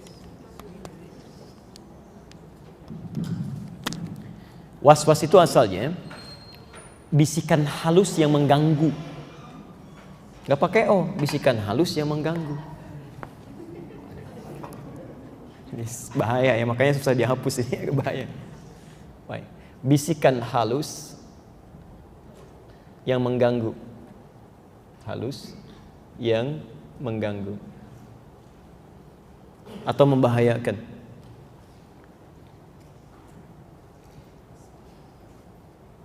Pelan-pelan. Hati-hati karena kalau kita terjemahkan setiap was-was itu bisikan, malaikat pun kan memberikan bisikan pada jiwa kita. Tapi yang baik-baik, kalau ini tidak, dia mengganggu. Ya. Pelan-pelan. Bisikan halus yang mengganggu atau membahayakan. Jadi pertama, kita mesti memahami ayat ini bahwa sifat setan ketika menggoda, sifatnya halus, Bu, Pak. Kadang-kadang kan yang halus itu tidak terasa langsung ya. Dampaknya ada kelihatan. Air itu kan meresap halus ke karpet, taunya udah basah aja gitu. Ya sama sifat setan begitu. Jadi ketika memberikan was-was, Anda jangan kira, hati-hati, Anda jangan kira dia secara frontal mengatakan, saya setan. Tidak. Dia akan langsung masuk pelan-pelan, tiba-tiba mulut sudah berkata yang kotor saja. Ya mata sudah melotot saja dia. Itu bisa cepat sekali tanpa sadar gitu. Itu bisa mengganggu. Bapak melihat dengan saya begini, tiba-tiba Bapak melotot kepada saya, kan tidak nyaman situasinya kan? Sama, lisan yang bicara yang kotor pun tidak akan menyenangkan, tapi itu tanpa sadar dan reaksinya sangat cepat sekali. Coba lihat, ketika ada anak misalnya bersikap sesuatu yang tidak menyenangkan, kan dalam hitungan sepersekian detik kan bisa berubah wajah itu. Bisa berubah, bahkan kata-kata bisa keluar. Yang dari kecil sayang, tiba-tiba kamu ini ya. Masya Allah, iya mas saya. Kan jadi agak susah tuh di sini tuh. Makanya hati-hati, permainan setan dalam menghadirkan sifat-sifat buruk itu sifatnya halus. Bahkan dia nanti ketika dihukum di akhirat, banyak orang protes kepada Allah, ya Allah, gara-gara dia nih, saya bertindak buruk dalam kehidupan. Tolong hukum dengan berkali lipat. Apa jawab setan? Saya nggak maksa kok. Saya nggak maksa, saya cuma ngajak dengan halus. Salah kamu ikut saya. Mau jawab apa? Karena itu dari sekarang kita harus pelajari sifat halus yang masuk pada manusia ini, bagaimana cara masuknya. Itu yang coba kita hadirkan. Masih ada waktu? Masih? Sampai jam berapa kita? Baik, saya harus ke Cimande ini ya. Sebentar lagi, jadi coba kita inikan dulu sebentar. Boleh ya, antum sampai jam 5, saya setengah 3 pulang ya. Baik, fokus sebentar. Baik, sekarang perhatikan. Paham urutannya ya? Saya mencoba sesistematis mungkin. Saya tidak suka menerangkan 1-2 tanpa terstruktur gitu. Jadi pahami, jangan meninggalkan masjid ini kecuali sudah paham. Walaupun saya sudah pulang, Anda belum paham, tinggal dulu di sini sampai paham baru pulang ya. Teman-teman lihat sini ya, Bapak Ibu, sebabnya setan masuk kepada nafsu, ya dalam nafsu lewat waswas, bisikan yang mengganggu. Bagaimana cara dia memasukkan ini? Kita khususkan dulu supaya tidak meluas terkait dengan penyakit ini dulu. Ya, penyakit iri hati. Quran surah ke-28 maaf. Quran surah ke-28 Al-Qasas ayat 79.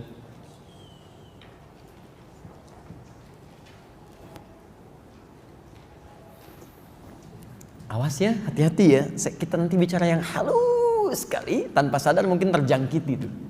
Awas, hati-hati. Langsung spesifik ya, ambil contoh kasus sekarang. Ya, sifat iri hati. Bagaimana setan membawa sifat iri hati secara halus tanpa disadari dan kita harus cegah itu. Ini belajar satu penyakit hampir 1 tahun ini ya, belum penyakit yang lain ya. Sebentar. Ada ayatnya? فخرج على قومه في زينته قال الذين يريدون حياة الدنيا يا ليت لنا مثل ما أوتي قارون إنه لذو حظ عظيم. Ada ayatnya? Baik. Sekarang perhatikan Bapak Ibu sekalian. Saya simpan dulu ayatnya, saya berikan gambarannya dulu. Setan membawa was-was terkait dengan penyakit iri hati. Jadi was-was yang dibisikkan ke kita itu, bisikan-bisikan yang mengganggu, itu bisa macam-macam bentuknya. Sesuai dengan kadar keadaan kita yang berpotensi untuk diarahkan pada maksiat. Tolong fokus sebentar ya. Beda antara nafsu dengan setan itu lain. Kalau setan itu tugasnya bagaimana supaya manusia maksiat. Itu setan. Apa saja, makanya dia bawa macam-macam, bisa sombong, bisa iri hati, bisa ria, bisa macam-macam. Ya. Tapi kalau nafsu itu bagaimana caranya keinginan terpenuhi, itu nafsu. Jelas ya? Misal Anda pulang dari sini, mau taklim lah, lihat di depan misalnya ada orang jualan semangka, bagus kelihatannya itu kan, pengen. Karena taklim sudah dimulai, ditinggal dulu, saya mau taklim dulu. Begitu keluar tukang semangka udah nggak ada, cari-cari nggak ketemu, sampai pulang ke rumah masih inget aja, mimpi sampai ke bawah pak, misalnya ya. Itu nafsu itu. Kalau setan tidak, setan itu yang penting dia maksiat, curi rumah itu, begitu mau mencuri dengar adzan, Allahu Akbar, nggak usah dicuri lah, lempari aja rumahnya. Jadi bagaimana caranya menjadi maksiat? Yang paling bahaya ketika setan menunggangi nafsu. Maka maksiat itu, maaf, punya keinginan kuat jangan sampai gagal dilakukan. Itu yang paling berbahaya. Betapa orang mencuri direncanakan dari awal, itu nafsu berkolaborasi dengan setan. Itu yang paling berbahaya. Makanya ada pembunuhan dan pembunuhan berencana. Yang kedua itu setan sudah terlibat jauh di dalamnya. Ya, ada pemerkosaan yang sudah terencana. Makanya hindari, ya, cegah segala hal yang berpotensi menghadirkan nafsu berlebihan sehingga setan itu ikut mendompleng di dalamnya. Jelas ya? Nah, sekarang bagaimana setan menghadirkan sifat iri hati? Saya simpulkan dulu dengan cepat. 1, penyakit ini akan dibawa oleh setan lewat was-was, khusus dalam keadaan saat kita merasa kurang. Saya ulang. Penyakit ini, sifat iri hati, akan dibawa oleh setan lewat was-was, diresapkan pada nafsu saat keadaan manusia tengah merasa kurang. Sedang dalam merasa kurang, bukan kekurangan ya, merasa kurang. Karena juga ada orang-orang yang kaya tapi masih merasa kurang. Karena ada juga orang-orang yang sudah punya kedudukan tapi masih merasa kurang. Jelas ya? Pelan-pelan. Hati-hati. Jadi kalau sedang ada rasa kurang dalam jiwa, itu artinya sangat rentan diberikan was-was oleh setan dengan sifat penyakit iri hati. Apa tanda pertamanya? Bapak dan Ibu mesti ingat dulu kajian di awal kita ya, bahwa iri itu artinya rasa untuk mendapatkan nikmat yang melekat pada orang lain. Yang lebih parahnya kalau sudah parah dengan keinginan menghilangkan nikmat orang yang dimaksudkan. Gimana caranya saya dapat, itu gejala pertamanya. Tapi kalau sudah parah, dia mesti tidak mendapatkannya. Saya yang harus punya, dia tidak. Itu yang sudah parah. Nah sekarang lihat pelan-pelan, masuknya halus sekali. Bagaimana cara masuknya? Dia masuk dalam keadaan orang merasa kurang ketika melihat yang di sampingnya atau dalam penglihatannya punya kelebihan yang tidak dia miliki.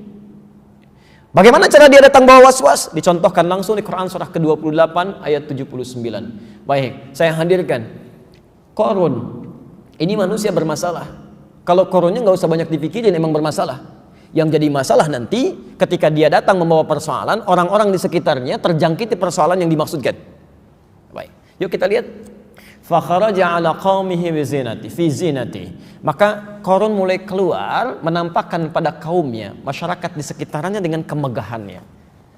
Saya pernah kisahkan dulu kan ya, kalau dia kemana-mana itu Masya Allah ya, kalau anda lihat di ayat 76-nya itu kan, Masya inna Qaruna kana min qaumi Musa fabagha alaihim, itu kan Masya Allah, Qarun itu termasuk kaumnya Musa. Jadi di zaman Musa nih ya, plus zaman Musa itu komplit, luar biasa. Jadi Musa dengan Harun dihadapkan pada penguasa zalim dengan pengusaha hitam. Penguasanya namanya Firaun, ya maaf, pengusahanya disebut dengan Qarun. Qarun ini kalau kemana-mana selalu tampil Pak, tampil mewah. Mewahnya nggak ketulungan. Jadi kalau jalan kemana pun di belakangnya selalu ada bodyguard. Bukan mengawal biasa, khusus membawa harta bendanya aja. Hartanya cuma kuncinya Pak, kunci brankas. Yang kata Quran, kalau diangkat oleh orang-orang terkuat, 10 orang angkat di belakang, itu nggak kuat juga. Latanu bil usbah. Wa inna mafatihahu latanu bil usbah. Jadi kuncinya aja beratnya luar biasa. Gini, ya, Ibu kalau punya brankas itu kuncinya dipamerkan atau disembunyikan? Punya satu brankas di foto di Instagram, ceklik brankas baru, cari masalah. Pasti Anda simpan kan? Qarun tidak. Karena harta saya banyak. Pak, diambil dikit aja nggak akan ngaruh kok. Jalan kemana-mana nih saya kunci nih belakang. Ambil aja kalau mampu. Mereka aja begini, susahnya ngangkatnya luar biasa. Anda mau ngambil aja. Kaya, sombong, luar biasa. Jadi kalau ada orang kaya sekarang sombong, itu ketinggalan dan keterlaluan karena nggak sekaya Qarun. Keterlaluan menurut saya ya. Jadi sudah ada dulu yang sombong, ya jangan ikut-ikutan lah. Jangan ikut-ikutan itu ya. Dulu sudah ada kaya, sombong, dihancurkan oleh Allah. Itu petunjuk. Jadi apapun yang Allah titipkan pada kita itu cuma bekal ibadah. Kalau nggak dipakai ruginya luar biasa. Ya. Anda nggak pakai sekarang, besok Anda nggak akan bisa manfaatkan. Banyak orang setelah diwafatkan minta waktu cuma semenit sama Allah, beberapa detik. Ya Allah, fa'asaddaqa wa aku minas sholihin. Tolong beri kesempatan sebentar aja. Saya akan gunakan semua itu untuk kepentingan Allah, ya Allah. Ya. Jadi mumpung Allah masih titipkan, pandai-pandai lihat, pulang ke rumah cek, mungkin kedudukan, mungkin ilmu pengetahuan, mungkin tenaga, mungkin harta benda. Cepat berlomba. Setelah meninggal susah. Saya ke Tanah Kusir ya, satu saat kami ziarah ke salah satu anak yang cuma diberi oleh Allah usia sehari.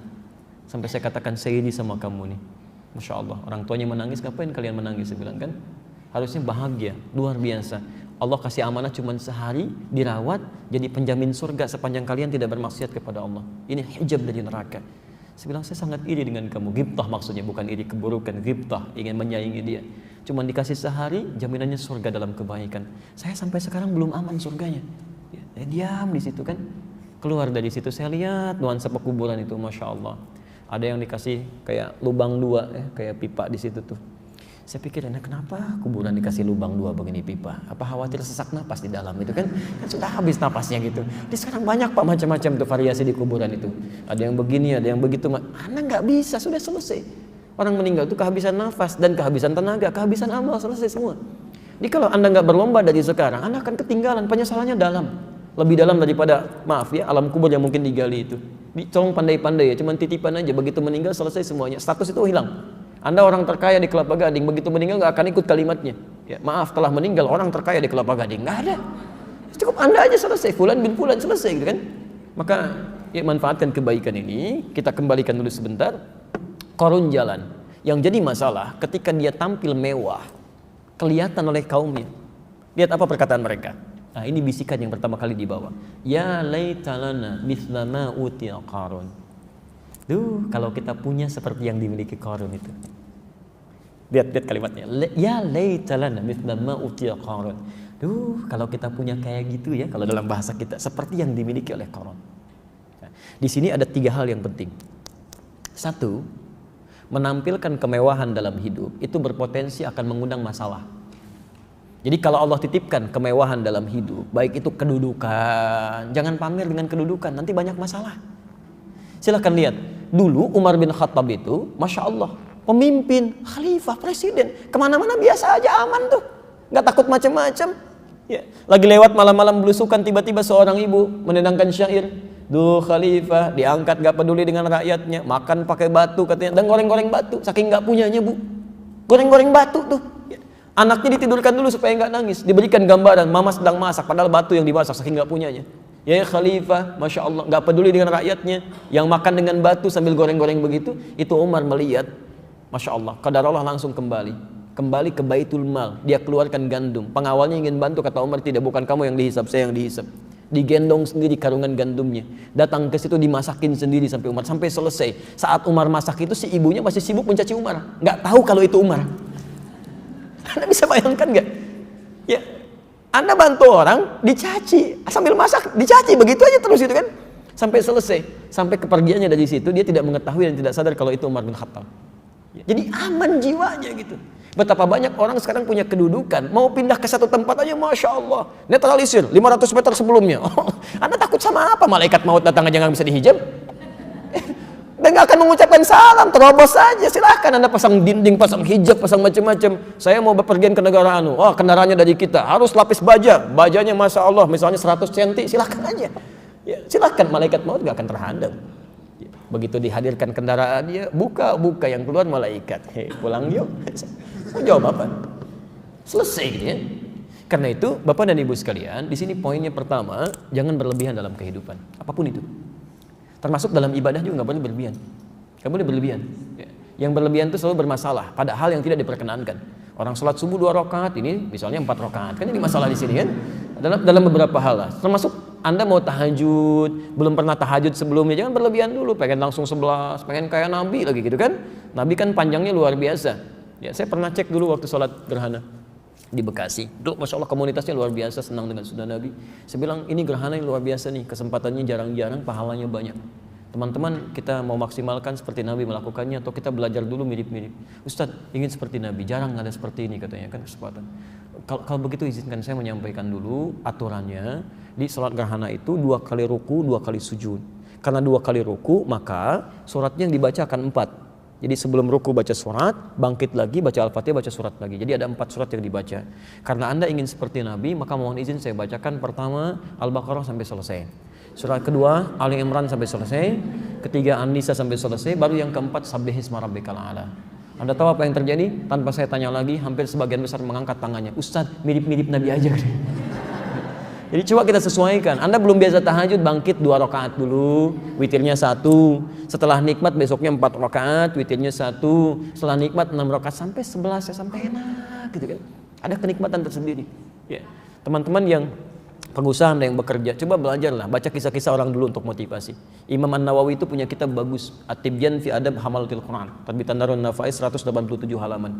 Anda buka aja halaman 47 itu sebelah kiri, paragraf 3 bagi 1 sampai 7, bagaimana dilukiskan di situ Abdurrahman bin Auf yang super sibuk, Utsman bin Affan yang sampai sekarang masih punya investasi itu di Madinah, sumurnya, kebunnya, hotel jadi hotel sekarang. Itu Masya Allah, kenikmatannya bukan saat omsetnya datang. Kenikmatannya saat bisa bangun malam dalam tahajud, sampai khatam Quran tahajudnya, sampai selesai gitu. Ada kenikmatan di situ. Ini nggak usah pamer, capek. Dulu sudah ada yang pamer dan nestapa kehidupannya. Ngapain diikutin? Buang-buang waktu gitu kan? Nah, yang kedua, ini inti masalah kita. Orang pamer di antara masalahnya adalah ketika dilihat ada kelebihan, maka lawan yang belum mendapatkan itu, setan tidak akan mendiamkan. Jadi kalau Anda sedang punya dititipkan sesuatu, potensi masalahnya ria dan sombong. Yang belum dapat itu potensi masalahnya iri.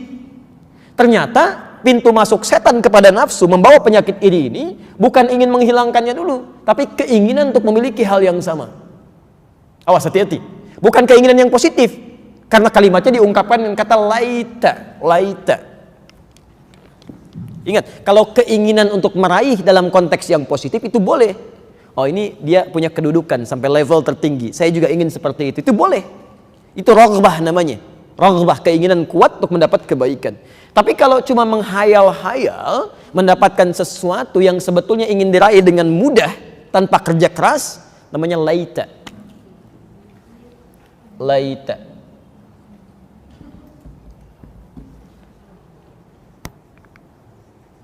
Bukan Raisa, laita. Baik. Laita itu harapan untuk meraih sesuatu,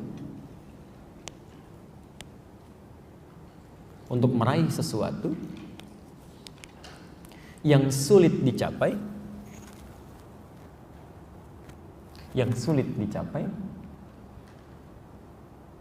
bahkan nyaris mustahil,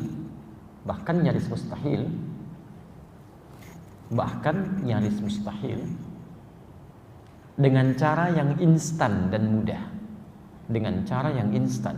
mudah. Jadi ada orang pengen mendapatkan sesuatu yang sulit sebetulnya untuk dicapai, bahkan ada yang sifatnya nyaris mustahil. Karena nanti ada orang-orang yang saat di akhirat dia mengucapkan kalimat ini, saking dahsyatnya hisab itu, bahkan ada Pak ya, pernah dengar masuk surga tanpa hisab Bu? Pernah ya? Nanti ada orang masuk neraka tanpa hisab Pak. Ada ya, mungkin Anda baru dengar, tapi ada itu di Quran surah ke-18 Al-Kahf ayat 100 sampai 101, posisi paling kiri sebelah atas. Jadi saat suasana hisab itu begitu dahsyat ya, ada orang-orang yang memikirkan, "Duh, saya gimana ya? Nanti hisab saya." Oleh Allah langsung ditampakkan, "Wa aradna jahannama lil kafirina yawma idzin arba." Hati-hati. Wa aradna jahannama, dan kami presentasikan, tampilkan neraka jahannam. Ya. Pada saat itu yauma idzin lil kafirina arba, untuk orang-orang yang ingkar, yang sulit diatur. Ya sejelas-jelasnya. Kalau dalam bahasa bebasnya begini, ya, kamu nggak usah pikirin hisab ya, tempat kamu di sini nih, neraka jahanam. Udah, nggak usah banyak pikir, capek, nanti langsung ke situ aja. Kalau dalam bahasa bebasnya. Siapa orang ini? Ayat 101-nya. Alladzina kanat a'yunuhum fi ghita'in an dzikri, yaitu orang-orang yang, maaf ya, matanya itu sulit diarahkan untuk ingat kepada Allah. Wa kanu la yastati'una sam'a, dan sulit mendengar. Maaf, yang sulit melihat dan mendengar itu bukan non muslim saja, ada orang Islam pun yang sulit lihat dan dengar. Dengar adzan susah, melihat orang berbuat baik malah marah-marah gitu kan. Macam-macam. Sekarang kan banyak kelihatan tuh, gratis sekarang bisa dilihat tuh. Hikmahnya Allah menghadirkan banyak masalah saat ini, itu bisa kelihatan mana orang baik, mana orang buruk. Liyabluwakum ayyukum ahsanu amala, untuk menguji siapa yang terbaik di situ. Kan alhamdulillah Pak bisa kelihatan tuh. Ya nampak dari mulai kalangan level atasnya sampai yang bawah-bawahnya, dari yang ulama betulan sampai yang aku ulama-ulamaan tuh. Ya. Lihat sini, kembalikan. Baik, pelan-pelan. Dari sini kemudian, ya, ada yang dibawa oleh setan dengan menggunakan kalimat Qur'annya laita.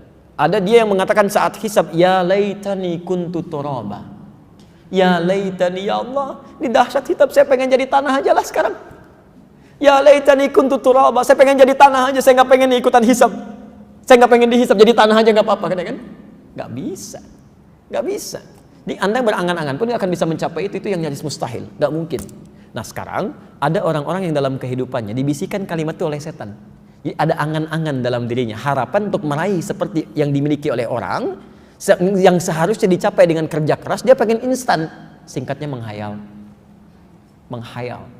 Jadi kalau ada orang bawa kebaikan-kebaikan atau kelebihan dalam perangkat hidupnya, kemudian saat itu Anda menghayalkan sesuatu, itu pengantar kepada rasa iri. Datangnya dari setan. Wah, senang begini, Ferrari lewat. Pengen kayak gitu tuh, setan itu. Yang sifatnya hayalan, sampai dibawa ke rumah. Kalau saya naik di situ ke depan belok sini, gimana ya kira-kira lampu merahnya?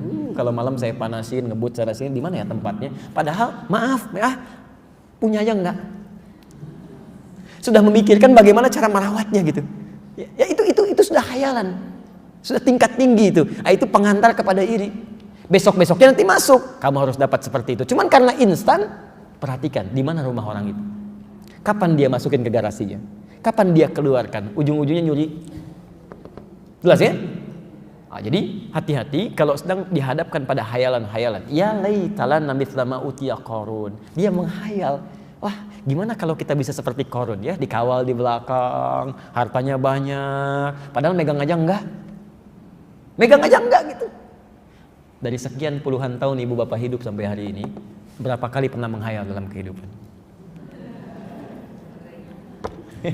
Banyak, tanpa disadari kadang-kadang masuk ke Masjidil Haram. Duh, kalau saya jadi imam di sini gimana ya? Ayat ini yang mau saya bacakan tuh kadang masuk juga. Ya. Masuk juga dan tidak wajar sifatnya, bahkan dalam masalah ibadah gitu. Ya, Masya Allah. Dah, Ustaz. Duh, kalau suami saya yang Ustaz gimana ya? Oh, banyak hal gitu. Banyak hal gitu. Jadi kadang-kadang jadi ujungnya jadi masalah gitu. Jadi masalah.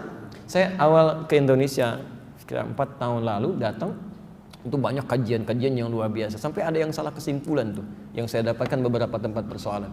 Ini dulu musim sunnah dengan bid'ah, sampai ada yang keliru. Saya agak aneh juga ya, ada orang ngaji, pulang dari ngaji malah pada ribut, kan agak aneh itu menurut saya. Apa yang dipelajari? Zaman Nabi orang keras belajar jadi lembut, yang berpecah jadi menyatu. Kenapa ada orang belajar tiba-tiba yang lembut jadi keras, yang menyatu jadi berpecah? Pernah ada kemudian terjadi dalam satu keluarga, istrinya belajar, suaminya ada kesibukan, dia belajar juga, begitu pulang jadi ramai di rumah. Sampai kesimpulannya begini kurang lebih baik menikah dengan orang sunnah daripada menikah dengan suami bid'ah. Dia nggak sadar sudah puluhan tahun berumah tangga kan? Apa Anda nggak lupa dengan kenikmatan-kenikmatan yang didapat, kebaikan-kebaikan? Apa yang terjadi? Kami lihat pelan-pelannya apa sih missnya di mana? Oh, ternyata persoalan sangat sederhana. Ini belajar di sini, ini belajar di sini. Ketika kita pertemukan nyambung, akhirnya ketawa-ketawa pada akhirnya gitu kan? Nah, jadi coba kita lihat dulu, kalau kita dalami dengan baik, Anda melihat sesuatu yang agak berbeda di hati, pasti ada miss di situ. Ya, tapi kalau kita rasakan ada ketenangan, kenyamanan, iman kita meningkat, itu yang terbaik. Itu yang terbaik. Jelas ya? Baik. Kita baru sampai sini nih ya. Jadi baru pengantar. Kalau ada orang-orang yang sifatnya sering menghayal, coba pulang ke rumah ya. Bapak ibu nggak menghayal, tapi mungkin anaknya lagi menghayal. Kan? Atau kerabatnya jadi persoalan nih. Baik, jelas sampai sini? Baik, kalau jelas kita simpan dulu di sini. Ini kita baru ayat yang keempat ya. Saya mau kasih obatnya dulu atau disimpan sampai sini? Kita kasih obatnya dulu ya. Sebab kalau nggak diobati pulang dari sini pada menghayal semua kan repot juga deh. Baik, oke, Quran surah keempat ayat 32. Kita obati dulu, baru pertemuan berikutnya langkah pengobatan. Ini obat untuk pencegahan. Bila berlanjut ya hubungi evaluasi diri masing-masing ya. Quran surah keempat ayat 32. Bismillah. Wala tatamannawna bihi ma faddalallahu ba'dakum 'ala ba'd. Lirijali nasibun mimma iktasabu walin nisa'i nasibun mimma iktasabu. Was'alullaha min fadli. Ada ayatnya? Quran surah keempat An-Nisa ayat 32. Wala tatamannaw, dan janganlah banyak menghayalkan. Wah, itu kunci pencegahannya. Wah, Masya Allah, ternyata sederhana Pak. Ya, di Quran itu ada banyak obat yang sangat sederhana tapi dampaknya dahsyat. Ini peringatan juga pada para dokter. Kalau ada obat-obat yang sederhana, jangan diberikan beban orang-orang yang sakit itu. Begini obatnya ini, padahal minum air putih aja selesai. Jadi ini pelajaran dari Quran tuh nggak boleh tuh membuat orang susah. Orang itu sakit berobat ingin cepat sehat, lalu Anda berikan obat-obat yang membuat orang susah. Itu dosanya banyak gitu. Dosanya banyak sebab menambah penyakit baru. Nih Quran memberikan pelajaran. Ini penyakit bahaya yang dampaknya cukup dahsyat ini. Ya, obatnya ternyata satu dengan kalimat yang sangat singkat. Begini. La itu dalam bahasa Arab yang bacanya panjang ya, 2 harakat matabi, la. Itu ada 3 jenis. Ada 3 jenis. Pertama, la disebut dengan la nafyi. Ya, la nafyi. Nafyi itu adalah jenis huruf la nafyi. Atau nafi ya, nafi gini, nafyin. La yang berfungsi meniadakan sesuatu, yang meniadakan atau menepikan sesuatu. Rumus cepatnya begini, setelah huruf la ada kalimat akhirnya dhammah u. Ya. Misal Al-Baqarah 286. La yukallifullahu nafsan illa wus'aha. Setelah la ada kalimat harokat akhirnya u. La yukallifu. Itu artikan dengan nafi. Terjemah gampangnya tidak. Tidak. Ya, tidaklah atau tidak. Allah tidak akan memberikan tugas kehidupan di luar batas kemampuan hambanya. Diartikan tidak di situ. Jelas di sini?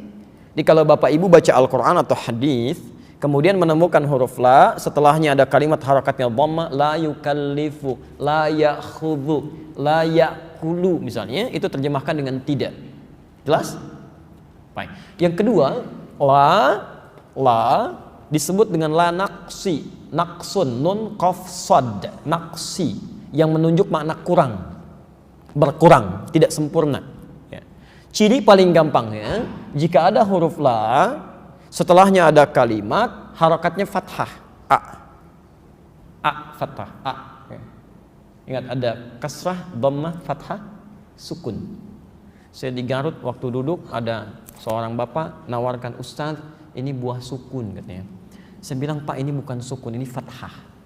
Karena sudah dibuka-buka. Kalau sukun itu masih di atas, belum jatuh bulat tuh. Begitu jatuh kasrah. Kasrah itu pecah dalam bahasa Arab. Jadi kenapa disebut kasrah? Karena suaranya pecah. Ya, dari u jadi i. Jadi di atas sukun begitu jatuh kasrah. Setelah Anda potong-potong terbuka itu fathah. Jadi ini buah fathah sebenarnya. Kemudian beliau bawa lagi pada istrinya ke dapur, dia katakan, "Mah, kata Pak Ustadz, ini bukan buah sukun, ini fathah." Baik, itu nyata kami di Garut, bukan kisah-kisah karangan. Di kasrah, saya ulang ya. Yang pertama tadi apa? Baik, pertama dhamma, nafi, kedua naqsi, harakatnya fathah. Misal, saya beri contoh. Belajar Riyadhus Shalihin. Kita Riyadhus Shalihin, karangan Imam An-Nawawi, ada 1896 hadis. Dilihat di hadis yang keempat, posisi paling kiri sebelah atas, dari Sayyidah Aisyah radhiyallahu taala anha. Di situ ada kalimat begini dari Nabi sallallahu alaihi wasallam, la hijrata ba'dal fathi. Tidak ada hijrah setelah fathah. Ya, fathah itu artinya sesuatu yang terbuka dari yang buruk sehingga lebih dekat dengan Allah Subhanahu wa taala. Sekat-sekat yang terbuka untuk mendekat kepada Allah. Dulu orang di Mekah susah ibadah kepada Allah karena di Ka'bahnya banyak berhala disimpan, banyak orang menghadang. Setelah itu dibuka, kemudian berhalanya dikeluarkan, orang-orangnya ditobat, semua menyembah kepada Allah, maka disebut Fathu Makkah. Di fathah itu bukan penaklukan. Fathah itu membuka sesuatu yang buruk di situ. Orang Islam itu kalau datang ke satu tempat bukan ingin menjajah, tapi menghilangkan keburukan-keburukan yang ada di dalamnya. Karena itu silahkan lihat, semua yang kedatangan orang Islam itu tidak pernah ada masalah-masalah di situ. Baik aja sampai di kita tuh. Tapi begitu datang orang asing datang pasti kacau itu. Silahkan cek ya. Nah, sekarang kata Nabi, la hijrata ba'dal fathi. Kalau sudah terbuka kedekatan dengan Allah, jangan hijrah, jangan pindah. Kenapa? Bisa berkurang nanti nilai-nilai kebaikan yang sudah didapatkan. Anda sudah tinggal di Mekah, sekali sholat di Masjidil Haram berapa pahalanya? 100.000. Tinggal di Mekah itu di Masjidil Haram 100.000. Dan auranya beda. Selalu ingin cepat ke masjid. 1 jam sebelum adzan, Pak, sudah ke masjid. Sebelum adzan, Bu, kayak pesantren gitu kan, masuk lagi, keluar lagi, masuk lagi, auranya lain. 100.000. Sudah dapat 100.000 di Mekah, pindah ke Bogor misal gitu kan, kan satu nilainya. Anda 100.000 pindah, jadi berkurang kan, naksi di situ. Sama dengan Anda tinggal misalnya di sini, dekat dengan masjid, ustadznya bagus-bagus, ada kajiannya gitu kan, kemudian senang bisa ibadah di situ, jangan pindah, kecuali ada sesuatu yang memang sangat mendesak. Karena ketika Anda berpindah, itu akan berkurang nanti kebaikan-kebaikan yang semula sudah didapatkan dan berjuang lagi di situ. Termasuk di pekerjaan Anda. Kalau sudah memilih dekat dengan Allah, gampang sholatnya, dapat teman yang enak gitu kan, usahakan di situ. Ya, karena sulit lagi menemukan yang seperti itu. Anda pilih mana? Bekerja di satu tempat, gajinya 500.000 per bulan, dekat dengan Allah, sholatnya luar biasa, atau di tempat yang, maaf ya, 500 juta per bulan tapi susah sholat, Jumatan gantian, gitu kan, baca Qurannya susah. Pilih mana? Nggak ada pilihan ketiga. Ya. Nah, ini ujiannya ada di situ, Pak. Ya, ada sekarang banyak tawaran tapi maaf, penyakitnya juga banyak. Ada riba, ada tipu-tipu, ada macam-macam. Yang didapatkan memang banyak, tapi penyakitnya banyak. Ya. Kembalikan. Terakhir, la nahyi. Di sini kita berakhir. Nahyi, nahyi. Diserap dalam bahasa India nahi. Itu dari kata bahasa Arab nahi. Ya. Betul, nanti ada dari India yang tukar-tukaran dengan bahasa Arab. Termasuk angka-angka sekarang. Itu angka apa itu?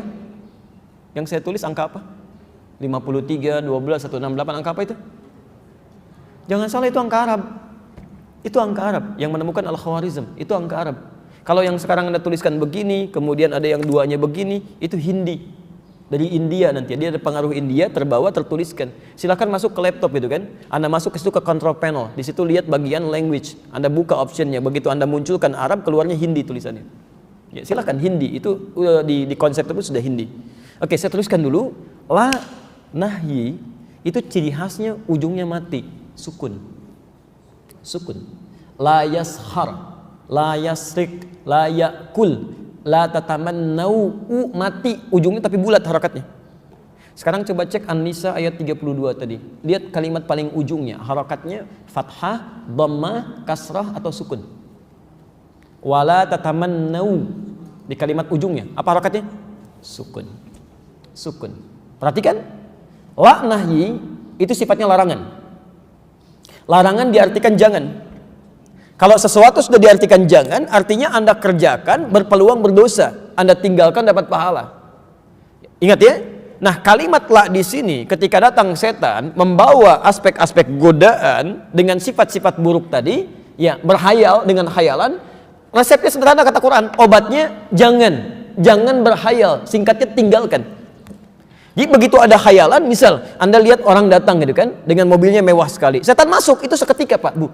Ingat ya, hukum ini akan terpraktekkan seketika. Jadi begitu ada orang membawa benda-benda baik, itu akan setan langsung, Anda nggak pikirkan pun meresap langsung, pengen. Seketika itu. Anda lihat teman bawa handphone bagus, itu seketika, nggak Anda bilang pun, tek, pengen kayak gitu. Itu kalau cuman pengen sampai sini, mungkin belum ada masalah. Tapi kalau sudah sampai berhayal, kata Quran, segera buang. Segera buang. Apalagi di tempat-tempat setan berada, itu banyak khayalannya. Mall itu tempat setan. Betul, pasar itu tempat setan. Makanya hati-hati, ibu kalau belanja itu banyak berhayal tuh, banyak pengen, banyak ini, banyak itu ya. Nah, itu kalau nggak butuh tinggalkan. Ya. Kamar mandi, toilet tempat setan, Pak. Makanya silakan, Anda di luar biasa aja, masuk ke sana tuh kadang ada ide-ide, ada macam-macam dan sebagainya. Cepat keluar dari situ. Cepat keluar. Ya, jadi hajat dapatkan kemudian keluar. Jelas di sini? Nah, jadi kalimatnya sederhana. Kalau sudah ada langkah seperti itu, jangan dibiarkan sehingga menjadi liar di situ, ditempuh dengan cara yang tidak baik. Nah, kalimat Qurannya begini. Kalau Anda mau kata Quran, jangan menghayal. Belum selesai ayatnya sampai sini. Kalau ayatnya cuma sampai sini, maka Allah tidak memberi peluang pada kita untuk mendapatkan apa yang seperti mereka dapatkan. Jelas ya? Nah, kalimatnya la tatamannau, kamu jangan berhayal atas kelebihan yang Allah titipkan pada orang lain. Kalau kamu inginkan lirijali nasibu mimmaktasabu, bagi setiap lelaki dia bisa memperoleh kemauan atau keinginan kelebihan yang dia ingin harapkan. Saya ulang, bagi setiap lelaki dia bisa memperoleh kelebihan yang dia harapkan mimmaktasabu karena usaha kerja kerasnya. Walin nisa'i nasibu mimmaktasabna. Demikian dengan perempuan, dia bisa memperoleh apa yang dia sangat harapkan dengan kerja kerasnya. Jadi kalau ingin mendapatkan seperti yang orang lain raih, Anda kerja keras. Ayo bekerja. Dan Allah kasih jalan di situ. Bagaimana cara memulainya? Sebelum bekerja, minta bimbingan kepada Allah supaya tidak salah dalam mengerjakannya. Karena ada orang-orang yang ingin mendapatkan kedudukan tertentu, cuman caranya salah. Nyogok sini, nyogok sana, hadirkan ini, hadirkan itu. Maka ditutup ayatnya, was'alullaha min fadli. Mulailah dengan berdoa kepada Allah supaya mendapat bimbingan untuk meraih seperti yang orang lain dapatkan. Itu yang istimewa. Orang lain boleh bawa mobil bagus, Anda tidak dilarang untuk memilikinya. Maka berdoalah kepada Allah, ya Allah mohon bimbing saya untuk mendapatkan yang seperti dia, tapi diarahkan kepada kebaikan-kebaikan. Jelas ya? Elegan kan solusinya kan? Anda cegah khayalan, tapi Anda bekerja untuk mendapatkan yang terbaik di situ. Nah, maka pulang dari sini jangan banyak berhayal, ya, tepikan segala hal yang tidak bermanfaat, kita kerjakan dengan baik, dan semoga Allah Subhanahu Wa Taala menjadikan kita umat-umat yang terbaik. Dan tidak cukup dengan amin, tapi harus kita praktikkan dulu isinya.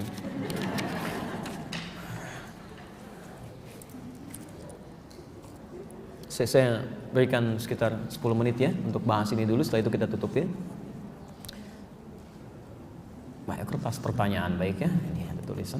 Ustaz, saya sudah mengajak dan mengingatkan suami untuk beribadah, tapi sudah 26 tahun berumah tangga seperti ini, suami masih enggan beribadah. Apakah boleh saya mendiamkannya?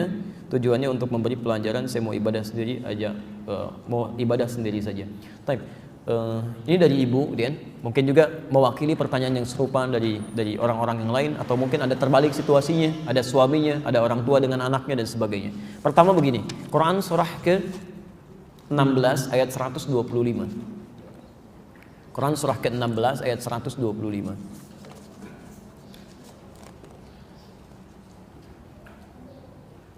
Kemudian Quran surah ke-9 ayat 103. Quran surah 9 ayat 103. Jadi kalau ada orang-orang yang masih sulit mendekat kepada Allah, bagaimana cara mengajak dia gitu kan? Baik. Sudah? Kita mulai dari Quran surah ke-16 ayat 125. Perhatikan kalimat Qurannya ya. Kalau ada orang-orang yang belum mendekat kepada jalan Allah, belum baik dalam kehidupannya, maka perintah Qurannya ud'u ila sabili rabbika bil hikmah. Ajaklah setiap orang ke jalan Tuhanmu itu dengan hikmah. Masya Allah. Ternyata nasihat itu nomor 2 Pak, Bu. Seringkali orang ingin meluruskan orang lain, itu lebih mendahulukan nasihat. Padahal urutannya nomor 2. Wal mau'izatil hasanah. Baru mau'izah hasanah, nasihat yang kedua. Berdebat itu yang ketiga. Awas hati-hati itu ya. Ada orang yang ingin mengajak, sudah ngajak debat duluan, itu sudah salah. Keluar dari manhaj. Pertama hikmah. Hikmah itu bahasa paling mudahnya kesesuaian antara sifat ajakan dengan objek yang diajak. Kesesuaian antara sifat ajakan dengan objek yang diajak. Jadi misal begini, ibu istri gitu kan, ingin mengajak kepada suami kebaikan. Nah begitu ibu ingin mengajak, ibu harus lihat dulu ya, pertama sifat suami seperti apa, yang kira-kira kalau menerima sesuatu mudah untuk mendapatkan itu ya. Misal kita mulai dari sifat dulu ya, sifat kedudukan. Baik, di rumah tangga oleh Quran disebutkan di Quran surah keempat ayat 34, suami itu sebagai pemimpin. Ar-rijalu qawwamuna 'alan nisa. Baik, sifat pemimpin apa Bu yang paling dominan? Apalagi perintah, Bapak mau ngasih lagi yang lain, masukkan. Sifat pemimpin yang paling dominan itu tidak mau dipimpin ya, sifat yang paling dominan tidak mau dipimpin. Makanya pemimpin itu sulit menerima saran tapi mudah menerima masukan, karena saran itu dari yang paling tinggi. Kadang-kadang di sini suka ada miss gitu, ketika ada istri ingin meluruskan suami pada yang salah, tiba-tiba menjadi pemimpin, serupa kalimatnya sama, itu nanti jiwa kepemimpinannya tidak akan bisa menerima itu, susah ya. Suami sholat, pernah terjadi Bu, ini di Bekasi saya ceritakannya, ini nyata kisahnya, saya mengalami sendiri yang cerita.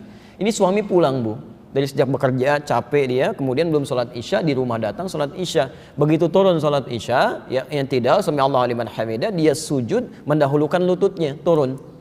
Istri melihat itu, begitu setelah salam, istrinya langsung tanpa tanya macam-macam, papa sholatnya tadi nggak sesuai sunnah. Ya, langsung pada posisi yang di atas gitu kan, tidak bertanya, tidak masuk dalam hal tertentu dulu, dia masuk dengan posisi langsung ingin meluruskan, papa sholat tidak sesuai sunnah. Kenapa mah? Harusnya pakai telapak tangan dulu, bukan pakai lutut dulu. Langsung suaminya tidak akan menurunkan tensi kepemimpinannya, maka dia jawab, mama yang tidak baca hadisnya. Masya Allah. Padahal Pak, Ibu ya, besoknya cerita pada saya sendiri, langsung saya dengar, dua-duanya nggak baca itu. Satu belajar pada Ustadz A, satu belajar pada Ustadz B. Tapi persoalan itu menjadikan keduanya tidak tegur sapa semalaman. Cuman gara-gara turun tuh, bagaimana setan bisa masuk ke situ. Padahal dua-duanya ada di kitab hadis yang sama. Di Abu Daud yang pakai lutut nomor hadis 838 dari Wa'il bin Hujur, yang pakai telapak tangan dari Abu Hurairah nomor hadis 840 sampai 841. Cuman beda 2 nomor Bu. Yang satu sebelah kanan paling bawah, yang satu sebelah paling atas sebelah kiri. Dan dua-duanya sahih gitu. Sahih. Ibnul Qayyim al-Jauziyah memilih menggunakan lututnya, menulis sifat sholat Nabi. Begitu orang-orang memilih menggunakan itu, diduga orang nanti lupa dengan menggunakan telapak tangan. Syekh Muhammad Nasiruddin Al-Albani menulis sifat sholat Nabi kemudian hari, mempopulerkan dengan telapak tangan. Anda yang baca dari Syekh Muhammad Nasiruddin Al-Albani pasti pakai telapak tangan tuh. Tapi yang menggunakan Ibnul Qayyim al-Jauziyah memilih dengan lutut. Dua-duanya benar. Mau pakai lutut, mau pakai telapak tangan, sah keduanya. Yang salah yang pakai kepala duluan tuh. Ya. Agak rame gitu. Ya, jadi yang pertama, Anda masuk lewat hikmah. Kalau susah, nah kalimat hikmah pertama ini yang langsung dimunculkan di Quran. Jadi orang-orang yang sulit, yang keras, jangan pakai lisan dulu. Di antara makna hikmah salah satunya doa. Berdoa dulu. Berdoa. Masih ingat kan Firaun? Ya, kisahnya dengan Musa. Begitu Musa mau berdakwah kepada Firaun, Firaun itu luar biasa Pak. Bukan cuma menyebalkan Pak. Jahat kadang-kadang kalimatnya. Anda rambutnya tidak menyenangkan nih. Kalau bahasa Firaun, itu rambut gak bagus banget tuh. Saya bosan lihatnya. Tolong pisahkan kepala dari badannya. Langsung kepalanya potong aja gitu. Itu Firaun tuh. Makanya kalau maaf menerima kata-kata seperti itu Nabi Musa bisa cepat marah kalau nggak lapang hatinya. Kalau sudah Nabi misalnya tidak lapang hati berdoa kepada Allah, ya Allah ini manusia menyebalkan banget, wafatkan dia saat ini, bisa meninggal. Cuma tidak ada hikmah dakwah bagi kita. Maka itu sebelum datang kepada Firaun, Nabi Musa berdoa. Lihat kalimatnya, Rabbi syrahli Wa yassirli wahlul 'uqdatam min lisani yafqahu qawli. Maka mulai dengan doa Anda bangkit malam kan? Ibu bangun, tahajud, sholat, mohon ya Allah, Engkau titipkan suami kepada saya bukan kepada yang lain ya Allah. Ya, ada niat-niat kebaikan di situ, mohonkan, minta dengan baik. Insya Allah akan ada perubahan, pelan-pelan. Lu tampilkan dalam bentuk akhlak sehingga dia bertanya, ini dari mana sih saya belajar seperti ini? Pelan-pelan dia berubah. Demi Allah saya katakan ketika langkah ini diikuti, Masya Allah, banyak yang sudah berubah. Saya mulai dari tinggal dulu di Lebak Bulus, dulu mengasuh pesantren Al-Hikmah, saya pernah kisahkan juga ini. Ada seorang ibu mengadukan anaknya, susah sholat dan sebagainya. Datang sambil sendu gitu kan. Saya bilang, sudah diingatkan, sudah. Gak usah diingatkan lagi. Sekarang ibu pulang, nanti malam coba bangun tahajud di kamar anaknya, sampingnya sholat. Minta sama Allah setelah sholat. Mohonkan dengan khusyuk, tapi yang ikhlas. Setelah 3 hari coba saya ingin tanya seperti apa hasilnya. 3 hari kemudian singkatnya datang. Dari jauh sudah suaranya kencang sekali, santri sampai keluar itu. Ustaz, bawa nasi uduk saat itu. Saya masih ingat, datang. Anak saya sudah sholat katanya. Bagaimana bisa? Masya Allah, ternyata malam ketiga itu anaknya langsung bangkit dipeluk ibunya menangis. Maafkan saya ma, katanya. Saya lihat mama malam-malam gitu kan, saya ngintip, saya lihat mama menangis. Saya minta maaf, bukan saya nggak mau sholat, tapi dulu kan papa juga nggak sholat. Mama sibuk gitu kan, untuk apa saya juga sholat? Jadi berpikirnya sudah ke situ. Sekarang saya berjanji, insya Allah saya akan memulai. Tapi bagaimana caranya? Ya, ibunya datang lagi, hubungi santri kami. Kemudian di situ kita tugaskan seorang membimbing. Demi Allah saya katakan, sampai hari ini bukan cuma dia bagus dalam sholatnya, dia mulai menghafal Quran. Hafal Quran, sekarang sudah menghafal. Dan itu banyak terjadi. Saya mengajar, tiba-tiba qadar Allah ada seorang berubah gitu kan. Dengan izin Allah Subhanahu wa taala, bukan karena peran kita. Dia lebih baik, orang tuanya marah. Kamu kenapa bisa seperti ini? Siapa yang membuat kamu begini? Kalau kamu tidak mampu, kasih tahu apa saya perlu turun tangan kan? Bukan cuma tangannya, kakinya juga turun kadang-kadang ya, lisannya juga bicara macam-macam. Apa yang terjadi? Dia datang, saya bilang, "Enggak usah khawatir" gitu kan. Ya, sikapi dengan baik, bermohon kepada Allah, nanti akan dikasih peluang. Sekarang kamu cuma tampilkan kebaikan seperti Rasul menuntun kita. Ya, berbakti kepada orang tua, tampilkan kebaikan, rawat dia. Ternyata ketika diniatkan, Allah kasih sakit ibunya, Bu. Kasih jalan. Begitu muncul momentumnya, Allahu Akbar. Dia nggak pikir panjang lagi. Dia carikan rumah sakit terbaik. Dia angkat ibunya. Di balik tugasnya yang sangat padat, dia temani. Dia lihat tidak ada saudara yang lain kecuali dia saja. Sampai ibunya bertanya, kamu dari mana sikap semua ini? Diajarkan. Ini yang saya pelajari semua ini. Dari situ apa yang terjadi? Setelah keluar dari rumah sakit, ibunya, bapaknya, istrinya, anaknya, cucunya datang semua. Kemudian kita mulai makan sama-sama, ngobrol ringan, Masya Allah enak. Sampai sekarang keluarganya nikmat gitu. Jadi Anda tidak ditugas untuk merubah orang, tidak ditugaskan oleh Allah untuk merubah orang, tapi ditugaskan untuk berikhtiar supaya dapat pahala di situ. Mungkin ibu dititipkan oleh Allah suami selama ini supaya pahala ibu tidak mencari keluar, ada di situ. Anda diberikan pahala di dalam rumah, orang lain mencari keluar rumah. Ada pahala banyak didapatkan di situ. Maka bersabarlah dengan berdoa, pelan-pelan kemudian bermohon kepada Allah, kecuali maaf ketika sudah mulai mengarahkan pada maksiat. Kalau sudah seperti itu ada langkah lain yang harus ditempuh. Jelas ya? Baik.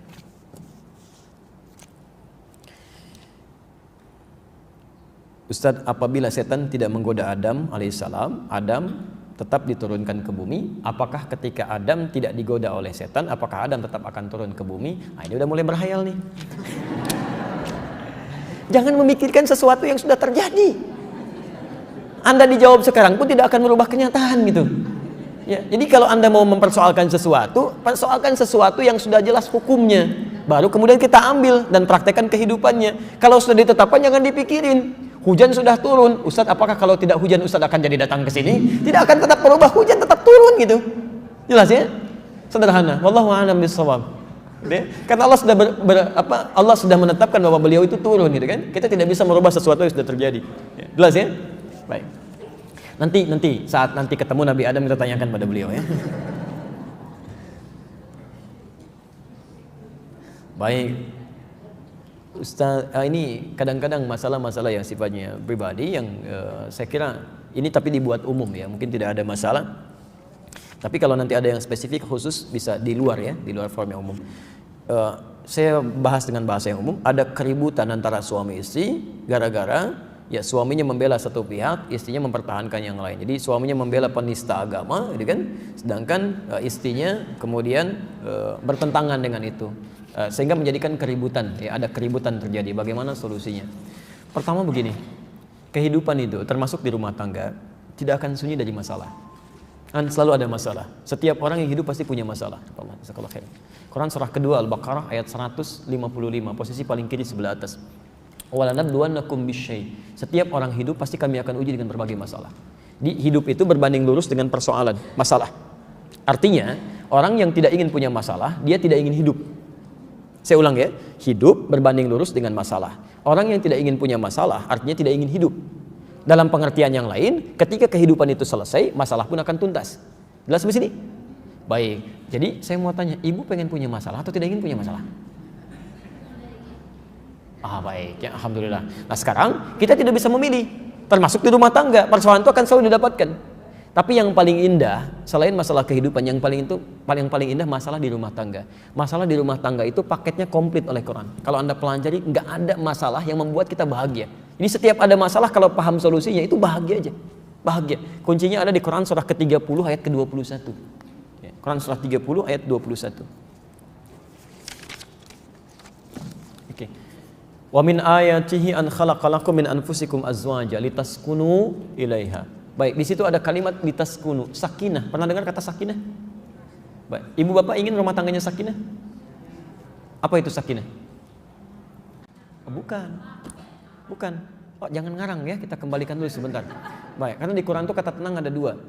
Orang Arab mengatakan begini, sakanatis syajarah idza dhahabat riyah. Kata orang Arab, pohon itu akan tenang. Ya, ibu lihat keluar Pak ya, kan itu ada pohon-pohon tuh kayak palem di luar kan sedang goyang-goyang kan. Baik, kata orang Arab, sakanatis syajaratu idza dhahabat riyah. Itu dahan-dahan itu akan tenang diam jika anginnya sudah pergi bertiup. Ini sakinah itu artinya ketenangan yang hadir setelah munculnya persoalan. Setelah munculnya dorongan, setelah munculnya angin yang menggoyang gitu. Jadi sebetulnya angin itu didatangkan bukan ingin menjadikan pohon-pohon itu bergerak-gerak, tapi ingin menghadirkan ketenangan setelah itu hilang. Masalah di rumah tangga diciptakan oleh Allah bukan ingin membuat kehidupan rumah tangga bermasalah, tapi supaya kehidupan suami istri belajar dari masalah itu, meningkatkan kualitas hidupnya. Makanya orang-orang yang punya masalah ketika selesai jadi lebih enak kan? Ya seakan-akan dapat sesuatu enak gitu ya. Baik. Bagaimana rumus menyelesaikannya? Bukan ribut. Bukan. Rumusnya ada di Quran nanti surah ke-91 ayat 7 sampai dengan ayat 10. Ayat 7 sampai dengan ayat 10. Ini rumus dasar dulu ya, belum ke masalah ini, belum ke masalah yang dimaksudkan tadi. Perhatikan rumus dasarnya ya. Kita belum bicara mawaddah dan rahmah ya, kita baru bicara sakinah dulu ya. Lihat kalimatnya. Apa yang menyebabkan masalah ini sulit diatasi? Ya. Wa nafsi wa ma sawwaha. Ya. Dan demi jiwa manusia yang di dalamnya kami sempurnakan. Fa alhamaha fujuraha wa taqwaha. Ada potensi baik takwa, ada potensi buruk, disebut dengan fujur ya, atau nafsu. Fujur itu nama lain dari nafsu. Jadi kalau pancaran dari nafsu sudah keluar, pancarannya disebut dengan fujur. Tindakannya disebut dengan su. Misal, dari nafsu dikatakan kamu marah merambat pada tangan. Ini disebut fujur, rambatannya. Ketika mukul begini, itu su namanya. Marah masuk misalnya ke mata, rambatannya disebut fujur. Kalau sudah melotot disebut su. Jamaknya sayyiat. Ya. Oke, sekarang perhatikan. Sifat buruk, nafsu, fujur, diciptakan oleh Allah bukan ingin membuat orang jadi buruk. Masalah diciptakan oleh Allah bukan ingin menjadikan kehidupan orang bermasalah, tapi supaya melatih sifat-sifat takwa yang baik itu muncul. Makanya setiap bapak ibu menemukan sifat baik akan selalu ada lawannya yang buruk. Jujur itu takwa, punya lawan namanya bohong. Ingat ya, jujur itu takwa, bohong itu fujur, buruk. Sabar itu takwa, marah itu fujur. Rendah hati, tawadhu itu takwa, sombong itu sifat fujur, nafsu. Nah, marah diciptakan bukan ingin membuat seseorang jadi pemarah, tapi ingin melatih sifat sabar supaya muncul. Sebab kalau nggak ada marah, nggak akan ketahuan sabar. Kalau tidak ada sifat bohong, tidak akan diketahui jujur, nggak akan tampak. Kalau nggak ada sombong, nggak akan kelihatan tawadhu. Jadi ketika ibu menemukan marah pada suami, sifat marah itu dititipkan pada suami bukan ingin menjadikan suami pemarah, tapi supaya kesabaran dalam diri ibu itu terlatih. Berbahagialah kalau sedang suami marah-marah. Itu latihan supaya sabar itu muncul. Jelas ya? Tapi kalau marah berlebihan itu jadi masalah gitu kan? Apa yang harus diseimbangkan di situ? Nah, cara gampangnya begini. Kalau Anda menemukan sesuatu yang buruk, cepat cari lawannya yang baik. Jangan respon dengan keburukan lagi. Gak akan selesai masalahnya. Misal, Bapak lihat istri cemberut. Pulang ke rumah cemberut. Gak ngenakin lagi misalkan. Nah, jangan dibalas dengan yang sama. Apa lawan cemberut? Senyum. Selesai apa masalah? Begitu datang, assalamualaikum, senyum. Kenapa? Kayaknya kenal. Itu kan selesai. Pelan-pelan itu kan. Apalagi kalau sama mawaddah. Mawaddah itu dari kata wud. Wud itu sifat kasih dalam bentuk materi. Ya, cemberut, Anda senyum, bawa bunga, selesai. Cuman satu, metik di luar lagi gitu kan. Jadi ada kebaikan-kebaikan di situ hadir. Sebenarnya sederhana. Anda lawan lagi dengan yang sama, nggak akan ketemu di situ. Ya, maaf, cemberut lawannya senyum. Anda nggak cari lawannya, tapi disamakan di situ. Cemberut lagi. Apalagi nanya dengan perasaan yang tidak menyenangkan, respon yang tidak enak. Kenapa kamu? Emang kenapa? Nggak akan nyambung di sini. Jadi nggak sama gitu kan. Di masalah apapun, ini masalah sedang kontra kan. Kontra tidak ngenakin kan. Dia bela-bela sesuatu tertentu. Begitu dia marah, ibu tenang aja dulu. Begitu sudah diam, tanyakan dengan yang logis. Sederhana, pelan-pelan. Ya, Masya Allah, Pak, anak kita aja dijelek-jelekin orang, kita bisa marah. Kenapa kitab suci Allah ya, yang iman kita dipersoalkan, kita diam saja? Ya, diskusi aja ngeringan-ringan dulu. Kamu belum sampai kepada ilmunya. Memang bapak ilmunya tinggi Pak ya. Pelan-pelan aja dulu, nanti pelan-pelan kita doakan lagi, masuk lagi. Jadi kalau nyari keributan sama-sama nggak enak pada ujungnya. Cari terus berdoa kepada Allah supaya dia dapat pencerahan, tuh kan? Mungkin bisa mendengar yang baik-baik. Tidak sedikit orang berubah jadi baik ketika dihadapan pada kelembutan itu. Ya. Saya tutup dulu sebentar. Saya ada kisah yang ingin saya akhiri dulu karena ini waktunya kita terus agak terkejar. Dulu di Karawang ada suami istri yang luar biasa. Ini konsep rumah tangga juga. Ya, soleh Pak Bu ya, solehah istrinya Pak. Punya anaknya juga 2, mungkin sekarang sudah lebih. Itu qadar Allah satu kali menerapkan konsep ini di rumah tangganya enak banget. Ya. Suami pulang capek Pak, sudah capek lapar. Ke rumah istri masih masak gitu kan. Begitu sampai rumah, masakan belum jadi, dibuka, tangan dicium, kata suaminya tolong dong dibikinkan dulu apa untuk mengganjal perut. Istrinya pergi ke dapur, suaminya duduk di ruang makan, singkatnya bikin mie Pak.